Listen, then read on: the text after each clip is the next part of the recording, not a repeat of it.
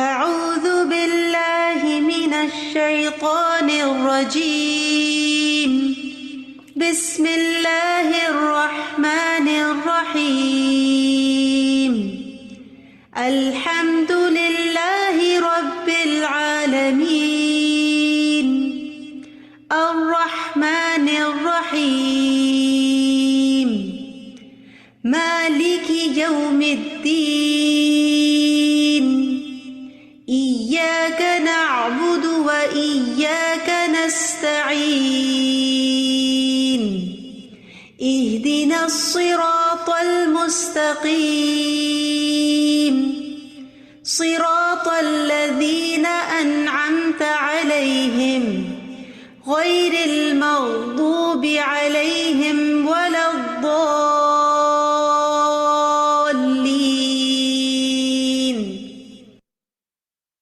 آمین. رب اشرح لي صدری ویسر لی امری واحلل عقدۃ من لسانی یفقهوا قولی اللہم فقہنا فی الدین. آمین. السلام علیکم ورحمۃ اللہ وبرکاتہ. کیسے ہیں آپ سب لوگ؟ وعلیکم السلام ورحمۃ اللہ وبرکاتہ. الحمدللہ. کیسی ہیں؟ الحمدللہ ٹھیک ٹھاک خیریت سے. کیسی جا رہی ہیں آپ لوگ کی نمازیں؟ نمازیں الحمدللہ نائس. روزے بھی نماز. اللہ کا شکر. الحمدللہ.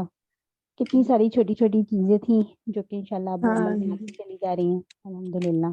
اللہم بارک. اپنے ریمائنڈر کے ساتھ اسٹارٹ کریں گے کلاس کو. شیخ الاسلام امام ابن تیمیہ رحمہ اللہ فرماتے ہیں جس کی شریعت کے مقابلے میں اپنی رائے پیش کرنے کی عادت ہو اس کے دل میں ایمان قرار نہیں پکڑ سکتا.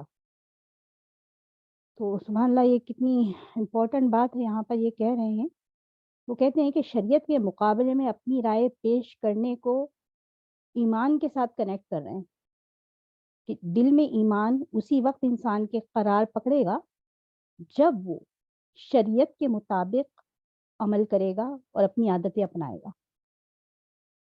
تو قرآن اور سنت دونوں مل کے شریعت بناتے ہیں. الحمدللہ. جی ویری ڈیپ بات انہوں نے کی ہے. تو اللہ سبحانہ و تعالی ہم سب کو توفیق دے کہ ہم اس پر امپلیمنٹ کریں اور اپنی نمازوں کو شریعت کے مطابق ڈھالنے کی کوشش کریں. پچھلی دفعہ ہم لوگوں نے لیسن کی طرف آتے ہیں. ہم لوگوں نے پڑھا تھا تیمم کے بارے میں اور قیام کے بارے میں. تو انشاءاللہ ہم قیام کو ہی کنٹینیو کریں گے آج. اور مجھے بتائیے آپ لوگوں میں سے تیمم کا طریقہ کیا ہے؟ کوئی بھی ایک مائک پہ آکے. السلام علیکم ورحمۃ اللہ وبرکاتہ. وعلیکم السلام ورحمۃ اللہ وبرکاتہ. میں چونکہ یہ لاسٹ کچھ ویکس کرتی رہی ہوں سرجری کے بعد، تو مجھے جو پتا ہے میں رانگ ہوں، آپ اگر کریکٹ کریے گا. جو استاد بتا رہی تھیں وہ ایسے ہی تھا کہ آپ دونوں ہاتھ پاک مٹی کے اوپر ماریں اور پھر پھونک ماریں اس کو، پھر اپنے منہ کے اوپر پھیر لیں جیسے آپ وضو کرتے ہوئے دھوتے ہیں، اور پھر ان ہاتھوں کو دوبارہ سے کریں اور رائٹ کے اوپر لیفٹ اور لیفٹ کے اوپر رائٹ ہاتھ کو الحمدللہ اس طرح کر کے تو آپ تیمم ہو جاتا ہے. ہاتھوں کو دوبارہ سے کیا کریں؟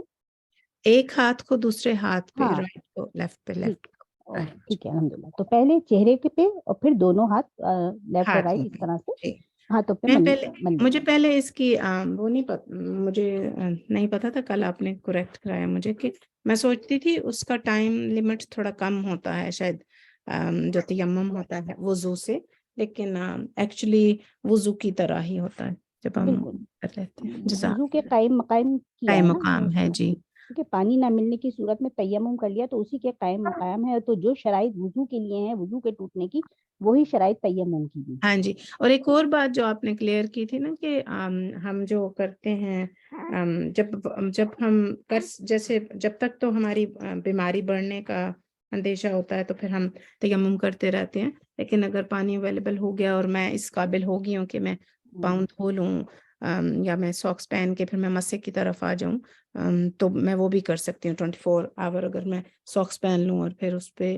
مسا ہو جائے باقی وضو میں کر سکتی ہوں، تو اس طرح پھر کر لینا چاہیے. پھر تیمم پہ ہی استفادہ نہیں کرتے رہنا چاہیے. اللہ یہ کہ بالکل انسان کی ایسی سچویشن ہے کہ وہ پانی لگا ہی نہیں سکتا پیروں کو، اور تو جی ناگزیر حالات ہیں تو اس جی وقت اجازت ہے اونلی، جی ادروائز آپ وضو بنا سکتی ہیں، کر سکتی ہیں، پاؤنڈ ہو سکتی ہیں تو ہاں نہیں میں یسٹرڈے سے پھر آپ کے جانے کے بعد الحمدللہ پھر میں اس طرح کر رہی تھی. اللہ کا شکر.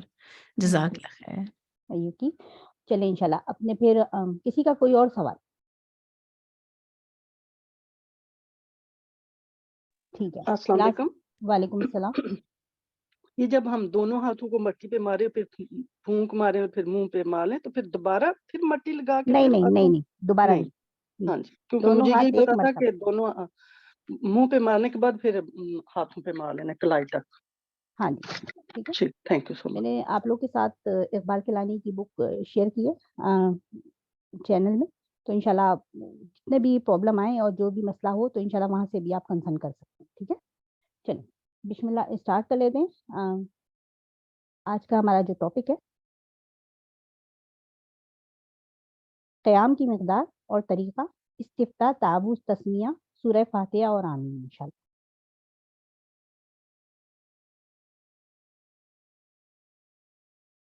نحمده ونصلي على رسوله الكريم اما بعد فاعوذ بالله من الشيطان الرجيم بسم الله الرحمن الرحيم رب اشرح لي صدري ويسر لي امري واحلل عقدة من لساني يفقهوا قولي.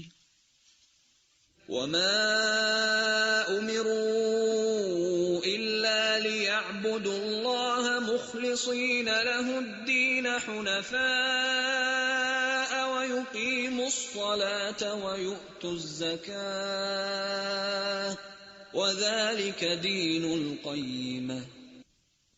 قیام کی مقدار، جیسا کہ ہم جانتے ہیں کہ نماز میں قیام کرنا فرض ہے. قوموا للہ قانتین. یاد رکھیے کہ لمبے قیام والی نماز افضل ہے. جس نماز میں جتنا لمبا قیام ہوگا اس کا اتنا ہی ثواب زیادہ ہوگا. بس یہ اصول کلیہ قاعدہ یاد رکھیے اور اس اعتبار سے اپنا قیام لمبا یا چھوٹا کر لیجیے. رسول اللہ صلی اللہ علیہ وسلم نے فرمایا کہ سب سے لمبی قرات والی نماز سب سے افضل ہے. افضل الصلاۃ طول القنوت، اور یہ صحیح مسلم کی روایت ہے. نبی صلی اللہ علیہ وسلم کے قیام کی صفت کیا تھی؟ براء ابن عازب رضی اللہ عنہ روایت کرتے ہیں کہ نبی صلی اللہ علیہ وسلم کا رکوع اور آپ کا سجدہ، رکوع اور سجدہ اور سجدوں کے درمیان جلسہ، یعنی دو سجدوں کے بیچ میں، اور جب کہ آپ رکوع سے اپنا سر اٹھاتے اور پھر دوبارہ سجدے میں جاتے، یہ تقریباً برابر ہوتے تھے. یعنی سجدہ، پھر اٹھ کے بیٹھنا، پھر دوبارہ سجدہ، اور اسی طرح رکوع کے بعد کھڑے ہو کر پھر نیچے جانا. البتہ قیام اور تشہد طویل ہوتے تھے، یعنی قیام لمبا ہوتا تھا اور تشہد جس میں درود شریف ہوتا ہے اور دعائیں ہوتی ہیں، یہ دو حصے نماز کے لمبے ہوتے تھے، ایک کھڑے ہونے والا اور ایک بیٹھنے والا، اور بیچ میں رکوع اور سجدے یہ ایک دوسرے سے ملتے جلتے ہوتے تھے، اور جلسہ اور رکوع سے جو یعنی کھڑے ہوتے ہیں یہ دو حالتیں ملتی جلتی تھی. سمجھ آ گئی؟ یعنی اس طرح نماز کے درمیان ایک بیلنس قائم ہو جاتا ہے. دو حصے زیادہ لمبے، دو حصے اس سے نسبتاً کم اور دو اس سے اور کم. انفرادی نمازوں میں طویل قیام کرنا. مغیرہ رضی اللہ عنہ کہتے ہیں کہ نبی صلی اللہ علیہ وسلم کھڑے ہوتے تھے تاکہ نماز پڑھیں، یہاں تک کہ دونوں پاؤں یا دونوں پنڈلیاں پھول جاتی تھی، سوج جاتی تھی. اس کے متعلق آپ صلی اللہ علیہ وسلم سے کچھ کہا جاتا تو آپ فرماتے کیا میں شکر گزار بندہ نہ بن جاؤں. یعنی یہ آپ کی نماز انفرادی تہجد کی نماز ہوتی تھی جس میں آپ بہت لمبا قیام کرتے تھے. جہاں تک جماعت کرانے کا تعلق ہے، لوگوں کو نماز پڑھانے کا تعلق ہے، تو اس کی تفصیلات آگے آئیں گی کہ آپ انہیں کون کون سی صورتیں پڑھاتے تھے. کبھی آپ نے بہت لمبی بھی پڑھائی اور کبھی بہت مختصر بھی. کبھی مختلف اسباب کی بنا پر آپ نے اپنا قیام جو ہے اس کو مختصر بھی کیا. باجماعت نماز میں زیادہ لمبا قیام نہ کروانا. ابو مسعود رضی اللہ عنہ سے روایت ہے کہ ایک آدمی نے عرض کیا، اے اللہ کے رسول، اللہ کی قسم میں نماز فجر میں فلاں شخص کی طوالت کی وجہ سے پیچھے رہ جاتا ہوں. میں نے رسول اللہ صلی اللہ علیہ وسلم کو کبھی نصیحت کے وقت اس دن سے زیادہ غضبناک نہیں دیکھا. یعنی فلاں شخص بہت لمبی نماز پڑھاتا ہے اس لیے میں پھر ٹھہر کے ہی جاتا ہوں.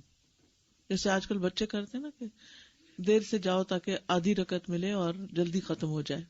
تو رسول اللہ صلی اللہ علیہ وسلم اس پر بہت زیادہ غضبناک ہو گئے.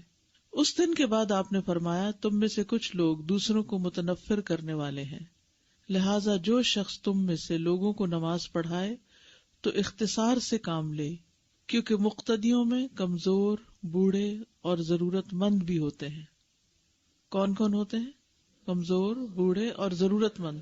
ضرورت مند سے مراد یہ کہ انہوں نے اپنے کام پہ جانا ہوتا ہے. مثلاً آج کل اگر فجر کی نماز کے وقت یعنی آفس جانے کا بھی ٹائم ہو تو پھر آپ دیکھیے کہ لمبی نماز تو نہیں پڑھ سکتے نا، پھر لوگ اسی وجہ سے مسجد نہیں جاتے اور گھر پہ جلدی سے پڑھ کے چلے جاتے ہیں کہ آفس ٹائم ہو گیا ہے. تو امام کو ان چیزوں کا خیال رکھنا چاہیے. بہرحال قیام سے متعلق سب سے پہلی بات کیا ہے کہ قیام طویل ہو تو اجر زیادہ ہے. دوسری بات یہ کہ قیام لمبا ہو باقی نماز کی نسبت. ٹھیک ہے، انفرادی قیام لمبا ہو اور باجماعت نماز میں زیادہ لمبا قیام نہ ہو. ٹھیک ہے. اب ہے قیام کا طریقہ. کھڑے کیسے ہونا ہے؟ ایک ٹانگ پہ ہونا ہے، دونوں پہ ہونا ہے، بیلنس کر کے ہونا ہے، ہل جل کے کھڑے ہونا ہے، یا کیسے کھڑے ہونا ہے؟ کھڑے ہونے کا طریقہ سب سے پہلی بات یہ کہ مضبوطی سے قیام کرنا، جم کے کھڑے ہونا. ابو قلابہ کہتے ہیں کہ مالک بن حویرث رضی اللہ عنہ ہمیں نماز پڑھ کر دکھاتے تھے کہ نبی صلی اللہ علیہ وسلم کس طرح نماز پڑھتے تھے، اور یہ نماز کا وقت نہیں تھا. چنانچہ آپ ایک مرتبہ کھڑے ہوئے اور پوری طرح کھڑے رہے. یعنی انہوں نے قیام کا طریقہ بتایا کہ کس طرح آپ کھڑے رہتے تھے اور جم کے کھڑے ہوتے تھے. ٹھیک ہے. کھڑے ہو کر کرنا کیا؟ ہاتھ کہاں رکھنے ہیں؟ دائیں ہاتھ کو بائیں پر رکھنے کا حکم ہے. دایاں بائیں کے اوپر ہوگا، ادروائز نہیں. رسول اللہ صلی اللہ علیہ وسلم نے فرمایا ہم انبیاء کا گروہ ہیں، یعنی تمام انبیاء کو ہمیں حکم دیے گئے ہیں کہ ہم افطار میں جلدی کریں اور ہم سحری میں دیر کریں اور نماز میں اپنا دایاں ہاتھ اپنے بائیں ہاتھ پر رکھیں. تو یہ حکم آپ صلی اللہ علیہ وسلم کو بھی ملا اور کس کو؟ دیگر انبیاء کو بھی. ٹھیک ہے. ابن مسعود رضی اللہ عنہ سے مروی ہے کہ وہ نماز پڑھ رہے تھے اور اپنے بائیں ہاتھ کو دائیں ہاتھ پر رکھے ہوئے تھے. نبی صلی اللہ علیہ وسلم نے انہیں دیکھا تو ان کے دائیں ہاتھ کو بائیں کے اوپر کر دیا، نماز کے اندر ہی ٹھیک کر دیا. ٹھیک ہے. پھر صرف ہاتھ پہ ہاتھ رکھنا نہیں، یعنی بعض لوگوں کو آپ نے دیکھا ہوگا کہ وہ کیا کرتے ہیں، صرف ہاتھ پہ ہاتھ رکھ لیتے، ایسے نہیں. یعنی ہاتھ پر ہاتھ ایسے نہیں. کیسے؟ دائیں ہاتھ سے بائیں ہاتھ کو پکڑنا. ٹھیک ہے. وہ کیسے؟ وہ بھی طریقے آگے بتاتے ہیں. عبد الجبار بن وائل بن حجر سے مروی ہے، کہتے ہیں کہ میں 9 عمر لڑکا تھا، اپنے والد کی نماز کو نہ سمجھتا تھا، یعنی چھوٹا بچہ تھا. تو مجھے وائل بن علقمہ نے میرے والد وائل بن حجر سے بیان کیا، یعنی انہوں نے مجھے بتایا کہ میں نے رسول اللہ صلی اللہ علیہ وسلم کے ساتھ نماز پڑھی تو آپ صلی اللہ علیہ وسلم جب تکبیر کہتے تو اپنے دونوں ہاتھ اٹھاتے. کہتے ہیں کہ پھر آپ نے اپنا کپڑا لپیٹ لیا، پھر اپنے بائیں ہاتھ کو اپنے دائیں ہاتھ سے پکڑا اور اپنے ہاتھوں کو اپنے کپڑے میں کر لیا. یعنی سردی ہوگی، چادر پہنی ہوئی ہوگی تو چادر کے اندر کر لیا. تو اس سے یہ بات بھی پتہ چلتی ہے کہ اگر ہم لمبی چادر اوڑھے ہوئے ہیں تو ضروری نہیں کہ اس کے اندر سے سوراخ کر کے بازو باہر نکالے، کیونکہ اس میں پھر یہ خطرہ ہوتا ہے کہ کچھ بازو پھر ننگے ہونا شروع ہو جاتے ہیں تو سطر پورا نہیں ہوتا. تو اس لیے اگر چادر کے اندر ہاتھ کر کے باندھے جائیں تو زیادہ بہتر ہے. یعنی اس کی رخصت ہے، اجازت ہے. کیونکہ ایک بار میں نے کسی کو کہتے ہوئے دیکھا جب میں اندر کر کے پڑھ رہی تھی کہ آپ کو ہاتھ باہر نکالنے چاہیے. وہی کوئی لازم تو نہیں ہے. اب یہاں یہ دلیل بھی آپ کے سامنے کہ ہاتھ چادر کے اندر کیے جا سکتے ہیں. ٹھیک ہے. ہاتھ پکڑنے کے طریقے، یعنی دائیں ہاتھ بائیں کے اوپر کس طرح رکھیں گے، ہاتھ پکڑیں گے کیسے؟ مسئلہ سمجھ آ رہا ہے کہ کس پہ بات ہونے لگی ہے؟ کیونکہ آپ لوگ لکھنے میں مشغول زیادہ ہیں اور اس وقت تھوڑا تھوڑا ڈیمو بھی کر رہی ہوں میں، تو بات سمجھنی آسان ہوگی. آپ صلی اللہ علیہ وسلم کبھی دائیں ہاتھ کے ساتھ بائیں کو پکڑ لیتے. ٹھیک ہے. علقمہ بن وائل اپنے والد سے روایت کرتے ہیں کہ نبی صلی اللہ علیہ وسلم جب نماز میں کھڑے ہوتے تو بائیں ہاتھ کو دائیں ہاتھ سے پکڑ لیتے. نمبر 2، دائیں ہاتھ سے بائیں بازو کی کلائی کو پکڑنا. کبھی ہاتھ کو پکڑنا اور کبھی کلائی کو پکڑنا. کلائی کیا ہوتی ہے؟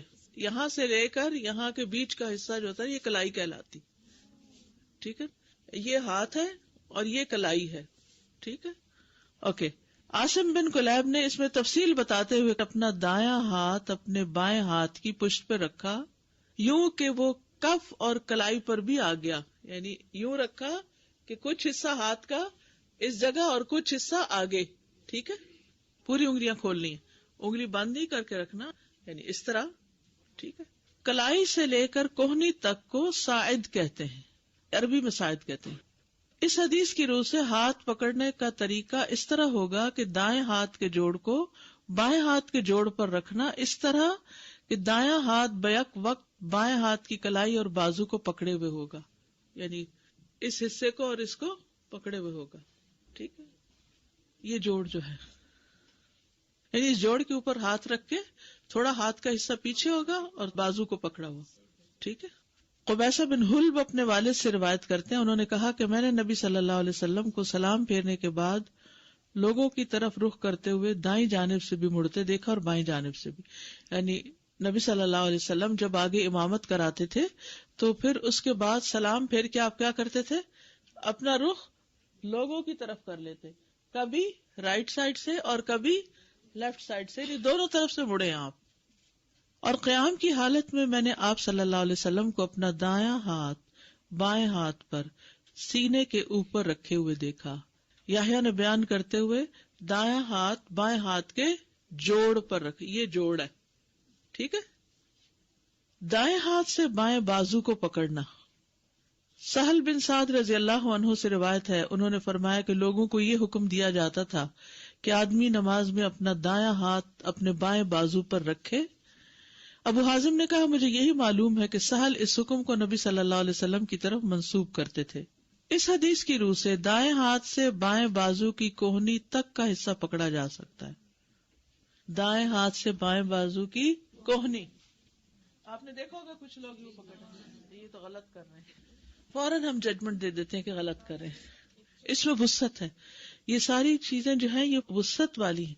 یعنی ذرا شروع سے ہی بالکل ہاتھ کے اوپر ہاتھ رکھ کے اس طرح پکڑ لینا، آگے کر کے جوڑ کے اوپر ہاتھ رکھ کے پکڑنا، پھر بازو پکڑ لینا، پھر آگے کوہنی تک پکڑ لینا، جو آپ کا دل چاہے کرے. اچھا، اتنی سہولت اس لیے بھی ہے کہ خصوصاً جب آپ جماعت سے نماز پڑھتے ہیں تو اگر کچھ لوگ انگلیوں پہ انگلیاں رکھ کے نماز پڑھے تو کیا ہوتا ہے، جگہ زیادہ گرتے اور صف ہی نہیں بنتی، کندھے سے کندھا ہی نہیں لگتا، پاؤں سے پاؤں نہیں لگتا اور دوسرے لوگ تکلیف میں ہوتے ہیں. ذرا آگے کر کے آپ رکھیں گے، اور اگر آپ نے دیکھا کہ آپ والا ذرا بہت بھاری جسم والا ہے کہ میں اور سکڑ جاؤں تو آپ اور سکڑ جائیں اور سب درست ہو جائے گی. ٹھیک ہے. اکیلے ہوں تو ٹھیک ہے، ریلیکس ہو کے آپ رکھیں، اور اگر جماعت میں ہے تو حسب ضرورت آگے یا پیچھے بڑھا لیں. اصل مقصود کیا ہے؟ دایاں بائیں پر ہو، رائٹ. لیکن بالکل ایسے نہیں، کچھ لوگ ایسے ہاتھ اکڑا کے ہاتھ کے اوپر ہاتھ رکھے ہوئے، ایسے نہیں. یعنی بالکل نیچرل انداز میں آپ نے ہاتھوں کو نہ اکڑا کے رکھنا ہے اور نہ ہی پکڑ کے ایسے جیسے کسی کو ڈر میں پکڑا ہوتا ہے، ایسے بھی نہیں پکڑنا. بس آرام سے اس کے اوپر رکھ لینا ہے کہ توجہ آپ کی نماز کی طرف رہے. یہ تو صرف اس کی ڈسکرپشن ہے جو میں آپ کو یعنی بتا رہی ہوں. یعنی بنیادی طور پر آپ نے کیا کرنا ہے، جیسے نارمل روٹین کی نمازوں میں آپ دیکھیے کہ جب آپ نے اللہ اکبر کی تو اس کے بعد یعنی سینے پہ آپ نے رکھنا ہے. ٹھیک ہے، یہاں نہیں رکھنا، سینے پہ رکھنا ہے، کیونکہ زیادہ ادب اسی میں ہے. جب یوں کر کے پکڑتے ہیں نا، ڈھیلا پن اور ایسے کیجول سٹینڈنگ ہے. ٹھیک ہے نا، یعنی بعض لوگ اس طرح بھی کرتے ہیں، ناف کے اوپر ہاتھ رکھتے ہیں. تو اس میں آپ دیکھیے کہ یہ باندھنا، اس کی نسبت یہاں جیسے اس حدیث میں آیا سینے کے اوپر باندھنا، ہاتھ پہ ہاتھ رکھنا، ذرا پیچھے تھوڑا ہو جائے یا ذرا آگے، لیکن جوڑ کلائی کونی جہاں بھی آپ رکھ لیں ہاتھ تو ٹھیک ہے. اور ہاتھ نارمل رہے، نیچرل وے میں، کوئی فرق نہیں بتایا گیا اس میں، عورت مرد کو کوئی فرق نہیں. جتنے بھی احادیث آپ چھان مارے کہیں نہیں لکھا عورت یہاں ہاتھ رکھے اور مرد یہاں رکھے، سب کا ایک ہی جگہ بتایا گیا. آپ صلی اللہ علیہ وسلم اپنے دونوں ہاتھ صرف سینے پر رکھتے تھے. مرد اور عورت دونوں ہی اس میں برابر ہیں.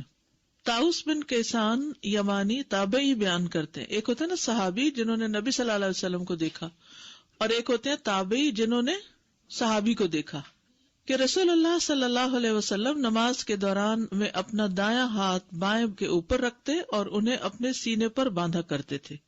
نگاہیں سجدے کی جگہ پر رکھنا یہ افضل ہے. نگاہیں کہاں ہوں، یعنی آپ جب کھڑے ہو گئے ہیں تو کھڑے ہو کر چھت کو نہیں دیکھنا، دائیں طرف کی چیز کو نہیں دیکھنا، بائیں نہیں دیکھنا، بلکہ سامنے سجدے کی جگہ کو دیکھنا ہے.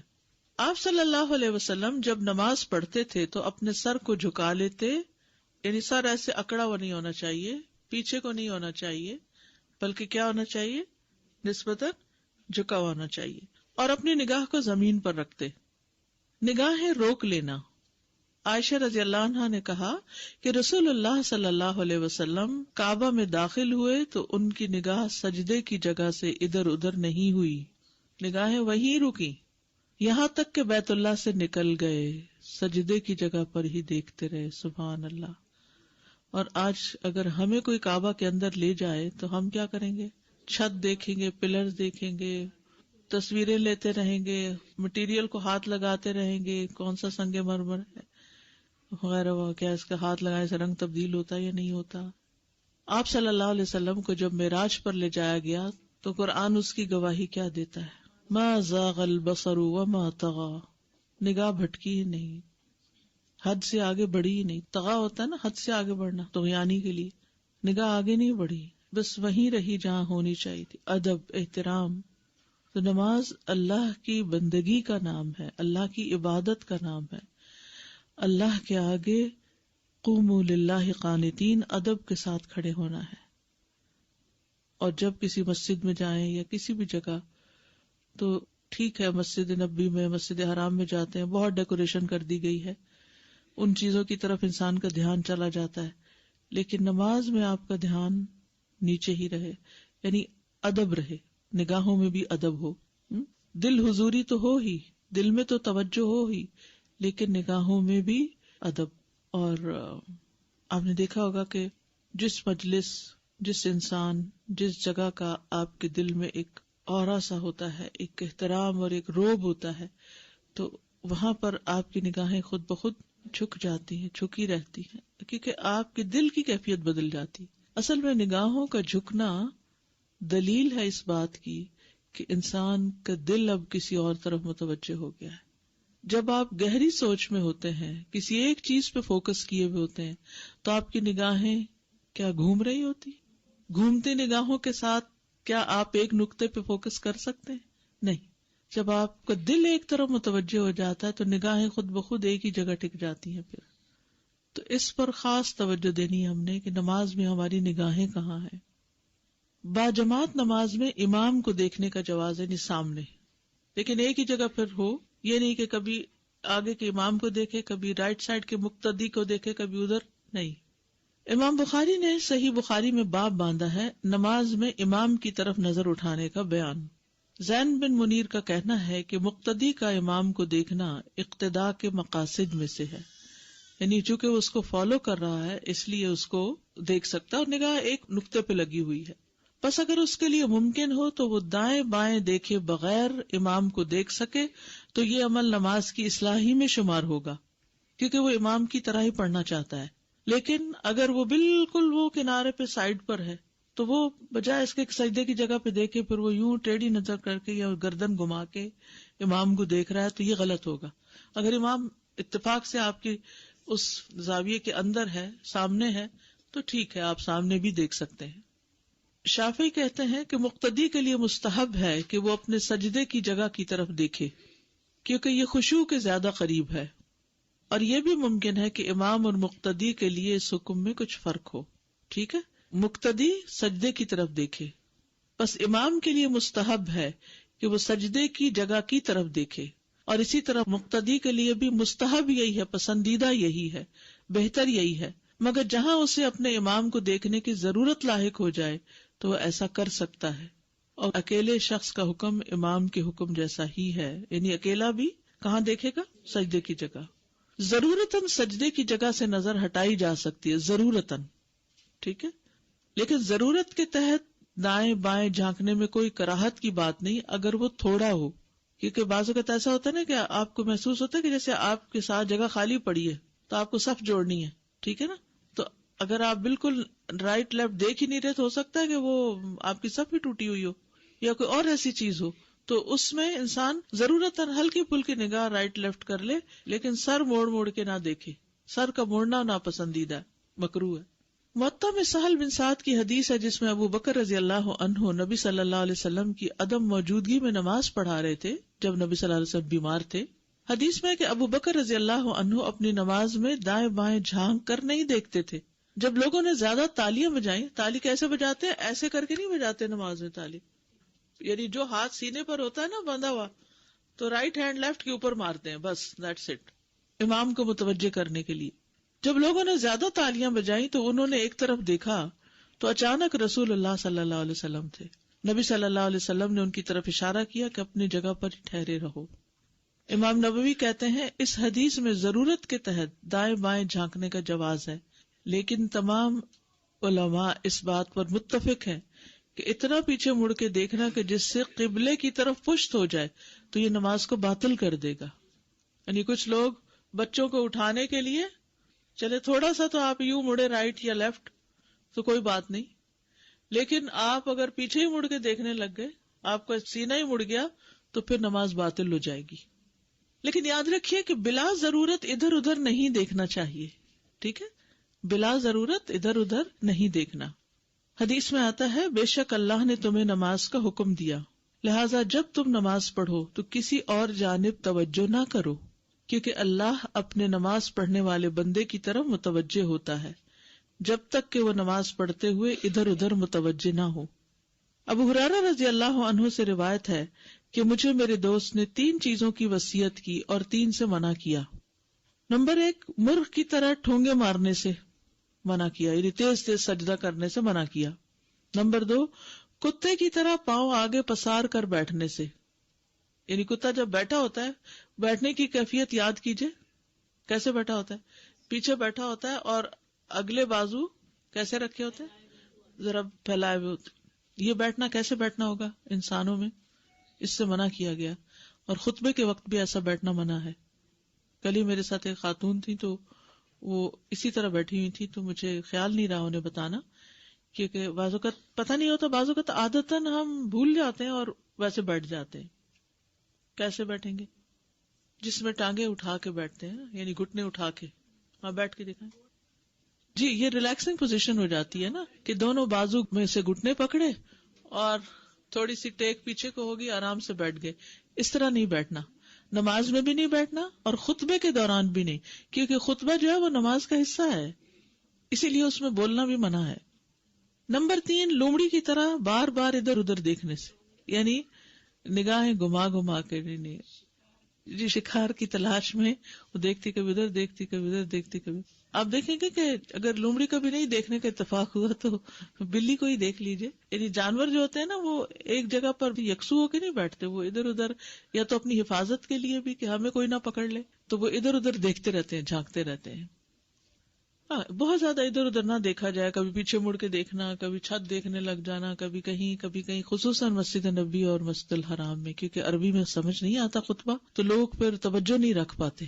جس کو تو سمجھ آتا ہے اور توجہ رکھ پاتا ہے، یعنی شاید ہی کوئی خطبہ ہو حرم میں جس میں نہ روئی ہوں، تھوڑا یا زیادہ، کیونکہ وہ اتنے سارے لوگوں کے ساتھ اس کو سننا، دل میں شکر کے جذبات ہونا کہ اللہ تیرا شکر ہے تو نے سمجھ دی، یہاں تک تو لے آیا، اور ہر بات کو ریفرنس کے ساتھ بیان ہونا، اور پھر اس کا عجب دل پہ کیفیت ہوتی ہے. یعنی وہی باتیں میں بعض اوقات ریٹن شیپ میں ملتے ہیں، میں جب دیکھتی ہوں تو وہ کیفیت آتی ہی نہیں ہے جو وہاں سن کر آتی ہے. تو اس میں جن لوگوں کو سمجھ نہیں آتی پھر وہ ادھر ادھر دیکھنا شروع کر دیتے ہیں. بعض تو آپ کو ہلا کے بات بھی کرنے لگتے ہیں کیونکہ وہ سیکھ کر نہیں گئے ہوتے کہ مسجد میں کس طرح بیٹھنا ہے. تو اگر کوئی آپ کو چھیڑے ہلائے تو بس انگلی منہ پہ رکھ لے، بات ختم. آسمان کی طرف نہ دیکھنا، بعض لوگ جیسے باہر نماز پڑھ رہے تو اوپر آسمان کو دیکھنے لگتے ہیں کہ اللہ یاد آ رہا ہے. نہیں، ابھی ادب کے ساتھ کھڑے ہونے کی ضرورت ہے. انس بن مالک رضی اللہ عنہ بیان کرتے ہیں، کہتے ہیں کہ نبی صلی اللہ علیہ وسلم نے فرمایا، لوگوں کو کیا ہوا، وہ اپنی نماز میں نگاہیں آسمان کی طرف اٹھاتے ہیں. پھر آپ نے اس کے متعلق بڑی سختی سے فرمایا، لوگوں کو اس سے باز آ جانا چاہیے یا پھر ان کی بینائی کو اچک لیا جائے گا. سختی سے فرمایا کہ لوگ باز آ جائیں، آسمان کی طرف نہ دیکھیں، ورنہ ان کی نگاہیں یعنی ان کی آنکھوں کی روشنائی نہ چلی جائے. جی نماز میں، عام حالات میں تو نہیں، عام حالات میں غور و فکر کریں. ان فی خلق السماوات والارض واختلاف اللیل والنہار لآیات لأولی الالباب، تو وہ دیکھنا منع نہیں ہے. انظروا فی ملکوت السماوات والارض. دعا کے وقت بھی ادب بھی ہو تو بہتر ہے. آپ نے بتایا نا کہ جب ہم کھڑے ہوتے ہیں نماز کی حالت میں تو ہماری نگاہیں نیچے سجدے کی جگہ پہ ہونی چاہیے. جی مگر جب نفل نماز میں ہمارے سامنے قرآن ہوتا ہے تو I am still not clear کہ اگر ہم سامنے کیسے دیکھیں اور قرآن کو ساتھ کیسے پڑھیں. دیکھیے اس میں بھی ایک جگہ نگاہ ٹکی ہوئی ہوگی نا، ضرورتاً دیکھ رہے ہیں، جیسے ضرورتاً امام کو دیکھا جا سکتا ہے. جی ٹھیک ہے نا، تو ضرورتاً مصحف پہ دیکھ رہے ہیں اور وہ ایک ہی جگہ نظر ہے، آپ کبھی ادھر نہیں دیکھ رہے. اصل مقصود ہے فوکس کرنا، کیونکہ اس کی اجازت ہے، رخصت ہے، تو اسی لیے یہ بات عرض کی گئی کہ ویسے مستحب تو یہی ہے. ایک ہے نمبر 1 کیفیت، اور وہ ہے سجدے کی جگہ دیکھنا. جی. نمبر 2 ضرورتاً امام یا کسی اور چیز کی طرف، مثلا بچہ ہے یا کوئی چیز ایسی ہو رہی ہے قریب، کیونکہ ماؤں کی کیفیات فرق ہوتی ہیں مسجد میں پڑھنے والوں سے. تیسری یہ کہ جیسے مصحف کھولا ہوا ہے آپ نے، نوافل پڑھ رہے ہیں، تو رمضان میں لمبی نماز پڑھنا ہے تو خود نہیں زبانی آتا، مسجد آپ جا نہیں سکتے، طویل قیام افضل ہے. اور طویل قیام صرف سورۃ فاتحہ اور قل هو اللہ سے نہیں ہو سکتا. تو اس کی بھی دلیل ہے کہ حضرت ذکوان جو تھے، جو حضرت عائشہ کے غلام تھے، وہ دیکھ کر پڑھا کرتے تھے، ان کو زبانی یاد نہیں تھی. تو اس صورت میں یہ ضرورتاً دیکھنا ہے، جیسے امام کو ضرورتاً دیکھنا ہے، مصحف کو بھی ضرورتاً دیکھنا ہے، اور اس میں بھی پھر اسی پر ہی نظر رہے، مصحف پر ہی نظر رہے، تو فوکس تو ہو جائے گا نا. یعنی ایک جگہ دیکھنے کی ضرورت کیوں ہے؟ تاکہ فوکس رہے، توجہ رہے، ادب رہے. سنت بھی نوافل میں ہی آتا ہے، سنت میں بھی ہم جی قرآن ہاں، کھول سکتے ہیں. جی جی. استاذ ہاتھ پکڑ کے اگر ہاتھ کا سہارا لیا ہوا ہے، یعنی کہ اس کو اتنے زور سے پکڑا ہوا ہے کہ اس کو سہارا ہو گیا دوسرے بازو کو، ہاں تو کوئی حرج نہیں، کوئی حرج نہیں. I have a question as well. So the limit is your elbow. Is there a minimum position where you can have it? So you have to cover part of this? You have to cover this part. Okay. So you can't have like if You can't have like this. انگلیوں پہ انگلیاں نہیں رکھی جا سکتی، ہاتھ پر ہاتھ رکھا جائے گا. ٹھیک ہے، چلیے آگے چلتے ہیں. استفتاح، یہ استفتاح نہیں ہے، استفتاح. باب کون سا ہے؟ استفعال، استغفار. کچھ لوگ کہتے ہیں استغفار، نہیں، استغفار، استفعال. استفتاح اوپننگ. تکبیر اور قرات کے درمیان آپ صلی اللہ علیہ وسلم کا سکوت. اب تکبیر تحریمہ ہو گئی، کھڑے ہونے کا وصف بیان ہو گیا، ہاتھ باندھنے کا ہو گیا. ابو ہریرہ رضی اللہ عنہ سے روایت ہے کہ رسول اللہ صلی اللہ علیہ وسلم تکبیر اور قرات کے درمیان کچھ خاموشی اختیار کرتے. تو میں نے عرض کیا، یا رسول اللہ، میرے ماں اور باپ آپ پر قربان ہوں، تکبیر اور قرات کے درمیان سکوت میں یعنی خاموشی میں آپ کیا پڑھتے ہیں؟ آپ نے فرمایا، میں کہتا ہوں اللہم باعد بینی و بین خطایایا کما باعدت بین المشرق والمغرب، اللہم نقنی من الخطایا کما ینقی الثوب الابیض من الدنس، اللہم اغسل خطایایا بالماء والثلج والبرد. تو اس سے کیا پتہ چلتا ہے کہ سورۃ الفاتحہ سے پہلے آپ اللہ کی تسبیح بیان کرتے، دعا مانگتے تھے، کچھ مخصوص الفاظ پڑھتے تھے، اللہ کے تعریفی کلمات سے نماز کا افتتاح. پھر اس کے بعد آپ قرات کو بہت سی مختلف دعاؤں کے ساتھ شروع کرتے تھے. ان دعاؤں میں اللہ تعالیٰ کی حمد کرتے، اس کی بزرگی اور ثنا بیان کرتے. اور اسی چیز کا آپ نے اس شخص کو حکم دیا جس نے نماز کو بگاڑ کے پڑھا تھا. آپ صلی اللہ علیہ وسلم نے اسے کہا کسی آدمی کی نماز مکمل نہیں ہوتی یہاں تک کہ وہ اللہ اکبر کہے، اللہ عز و جل کی حمد بیان کرے اور اس کی ثنا بیان کرے، پھر قرآن میں سے جو آتا ہو اس کی تلاوت کرے. یعنی اللہ اکبر کے بعد کیا کرے؟ اللہ کی حمد و ثنا بیان کرے.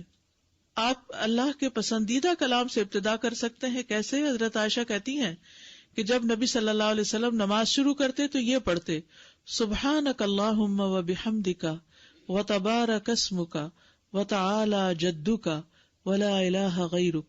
اچھا، اس میں کیا ہے؟ اللہ کی تسبیح ہے، حمد ہے، اس کی بزرگی کی بلندی کا ذکر ہے اور اس کی وحدانیت کا ذکر ہے. ٹھیک ہے، اس کے نام کی برکت کا ذکر ہے. تو یہ آپ کے پسندیدہ کلمات تھے. ٹھیک ہے، سبحانک اللہم و بحمدک و تبارک اسمک. اس میں ایک غلطی جو لوگ کرتے ہیں پڑھتے ہوئے، وہ کیا کرتے ہیں؟ سبحانک اللہم و بحمدک و تبارک اسمک، و تبارک کہہ دیتے ہیں. کہیے ذرا سبحانک اللہم.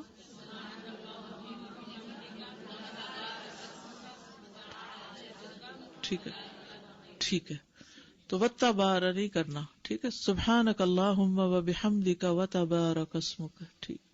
عمر بن خطاب یہ کلمات بلند آواز سے پڑھتے تھے. اللہ کا پسندیدہ کلام. بے شک اللہ کو سب سے زیادہ محبوب کلام یہ ہے کہ بندہ کہے سبحانک اللہم و بحمدک و تبارک اسمک و تعالی جدک و لا الہ غیرک. اسی لیے بچپن میں بہت سی دعائیں ہونے کے باوجود یہی دعا ہمیں سکھا دی گئی کہ چھوٹی بھی ہے اور اللہ تعالیٰ کو بہت زیادہ پسند بھی ہے. لیکن مختلف دعائیں جو آپ نے پڑھی، اگر انسان ان کو بھی یاد کر لیتا ہے تو اس سے نماز کی کوالٹی بہتر ہو جاتی. جب ایک ہی چیز روٹین میں ہم پڑھتے ہیں نا، اللہ کو سبحانک اللہ، تو پھر اس سے کیا ہوتا ہے؟ خشوع نہیں آتا. ٹھیک ہے، تو خشوع لانے کے لیے مختلف اوقات میں مختلف دعائیں پڑھنا زیادہ پسندیدہ ہے. ان کلمات سے ابتدا کرنا جن کے لیے آسمان کے دروازے کھولے گئے، ان کلمات سے ابتدا کرنا جن کے لیے آسمان کے دروازے کھولے گئے. ابن عمر فرماتے ہیں کہ ہم رسول اللہ صلی اللہ علیہ وسلم کے ساتھ نماز پڑھ رہے تھے کہ لوگوں میں سے ایک آدمی نے کہا اللہ اکبر کبیرا والحمد للہ کثیرا وسبحان اللہ بکرۃ واصیلا. رسول اللہ صلی اللہ علیہ وسلم نے فرمایا اس طرح کے کلمات کہنے والا کون ہے؟ یعنی نماز کے بعد، یہ نہیں بیچ میں بولنے لگ گئے. لوگوں میں سے ایک آدمی نے عرض کیا اے اللہ کے رسول میں ہوں. آپ نے فرمایا کہ مجھے تعجب ہوا کہ اس کے لیے آسمان کے دروازے کھولے گئے. ابن عمر کہتے ہیں میں نے ان کلمات کو کبھی نہیں چھوڑا جب سے میں نے رسول اللہ صلی اللہ علیہ وسلم کو ان کے بارے میں یہ فرماتے ہوئے سنا. یعنی اللہ اکبر کہہ کے ہاتھ باندھ کے پھر اللہ اکبر کبیرا والحمد للہ کثیرا وسبحان اللہ بکرۃ واصیلا. دل کی کیفیت ہی بدل جاتی ہے جب انسان ان کلمات کا معنی جانتا ہے. اور اس کے لیے جو دروازے کھولے گئے وہ صرف ایک روٹینی مشینی انداز میں نہیں پڑھنے سے، بلکہ دل کی حضوری کے ساتھ کہ واقعی اللہ بڑا. دیکھیں نا اس میں جو الفاظ ہیں وہ کیسے ہیں، اللہ اکبر کبیرا، اللہ بڑا ہے، بہت ہی بڑا. جب ہم کسی چیز کو بہت پیار سے اور بہت شدت سے کہتے ہیں تو ہم اس میں مبالغہ لانے کے لیے بہت زیادہ والحمد للہ کثیرا، اور اللہ کی تعریف بہت کثرت سے، بہت زیادہ. وسبحان اللہ بکرۃ واصیلا، اور اللہ کی تسبیح صبح اور شام کیا جائے، اس میں پھر انقطاع نہیں ہوتا. پھر ایک اور دعا ہے خود کو اللہ کے سپرد کر دینے کی دعا، اس سے بھی افتتاح کیا جا سکتا ہے. وجہت وجہی للذی، لوگ اس کو تکبیر تحریمہ سے پہلے پڑھ رہے ہوتے ہیں، حالانکہ یہ تکبیر تحریمہ کے بعد پڑھنے والی دعا ہے. وجہت وجہی للذی فطر السماوات والارض حنیفا وما انا من المشرکین ان صلاتی ونسکی ومحیای ومماتی للہ رب العالمین لا شریک لہ وبذلک امرت وانا اول المسلمین. اللہم انت الملک لا الہ الا انت ربی وانا عبدک ظلمت نفسی واعترفت بذنبی فاغفر لی ذنوبی جمیعا انہ لا یغفر الذنوب الا انت واہدنی لاحسن الاخلاق لا یہدی لاحسنها الا انت واصرف عنی سیئها لا یصرف عنی سیئها الا انت لبیک وسعدیک والخیر کلہ فی یدیک والشر لیس الیک انا بک و الیک تبارکت و تعالیت استغفرک و اتوب الیک. کس قدر خوبصورت دعا ہے. اللہ سے اپنی محبت کا کیسا اظہار ہے. اور یہ کہہ کہ اللہ کو تو کچھ فائدہ نہیں ہوتا، فائدہ ہمیں ہو جاتا ہے. اپنی جیسے گویا ساری باتیں کہہ ڈالی ہوں، اپنی کمی کمزوری کا اعتراف اور اس کی اصلاح کی دعا کہ اللہ مجھے اچھا اخلاق دے دے. ہاں، یعنی ہم سب کو اس کی کتنی ضرورت ہے کہ ہمارا اخلاق دن بدن اور اچھا ہوتا جائے.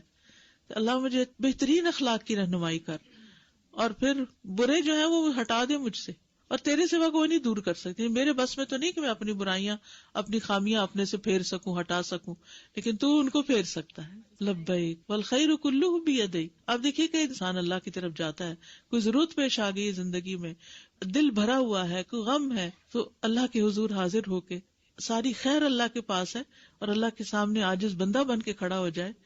وَالشَّرُّ لَيْسَ إِلَيْكَ. شر تیری طرف نہیں منسوب کیا جا سکتا، تیری کسی فیصلے میں کوئی کمی نہیں، کوتاہی نہیں. اور پھر وَأَنَا بِكَ وَإِلَيْكَ، ہاں أَنَا بِكَ وَإِلَيْكَ تَبَارَكْتَ وَتَعَالَيْتَ أَسْتَغْفِرُكَ وَأَتُوبُ إِلَيْكَ. خوش قسمت ہیں وہ جن کو یہ دعا یاد ہو گئی ہے.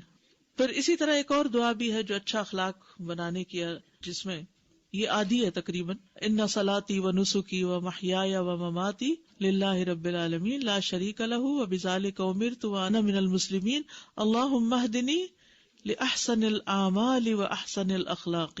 اللہ احسن اعمال اور احسن اخلاق کی توفیق دے. لا یہدی لاحسنها الا انت وقنی سیئ الاعمال و سیئ الاخلاق لا یقی سیئها الا انت. پھر فرشتوں کو متوجہ کرنے والے کلمات الحمد للہ حمدن کثیرا طیبا مبارکا فیہ.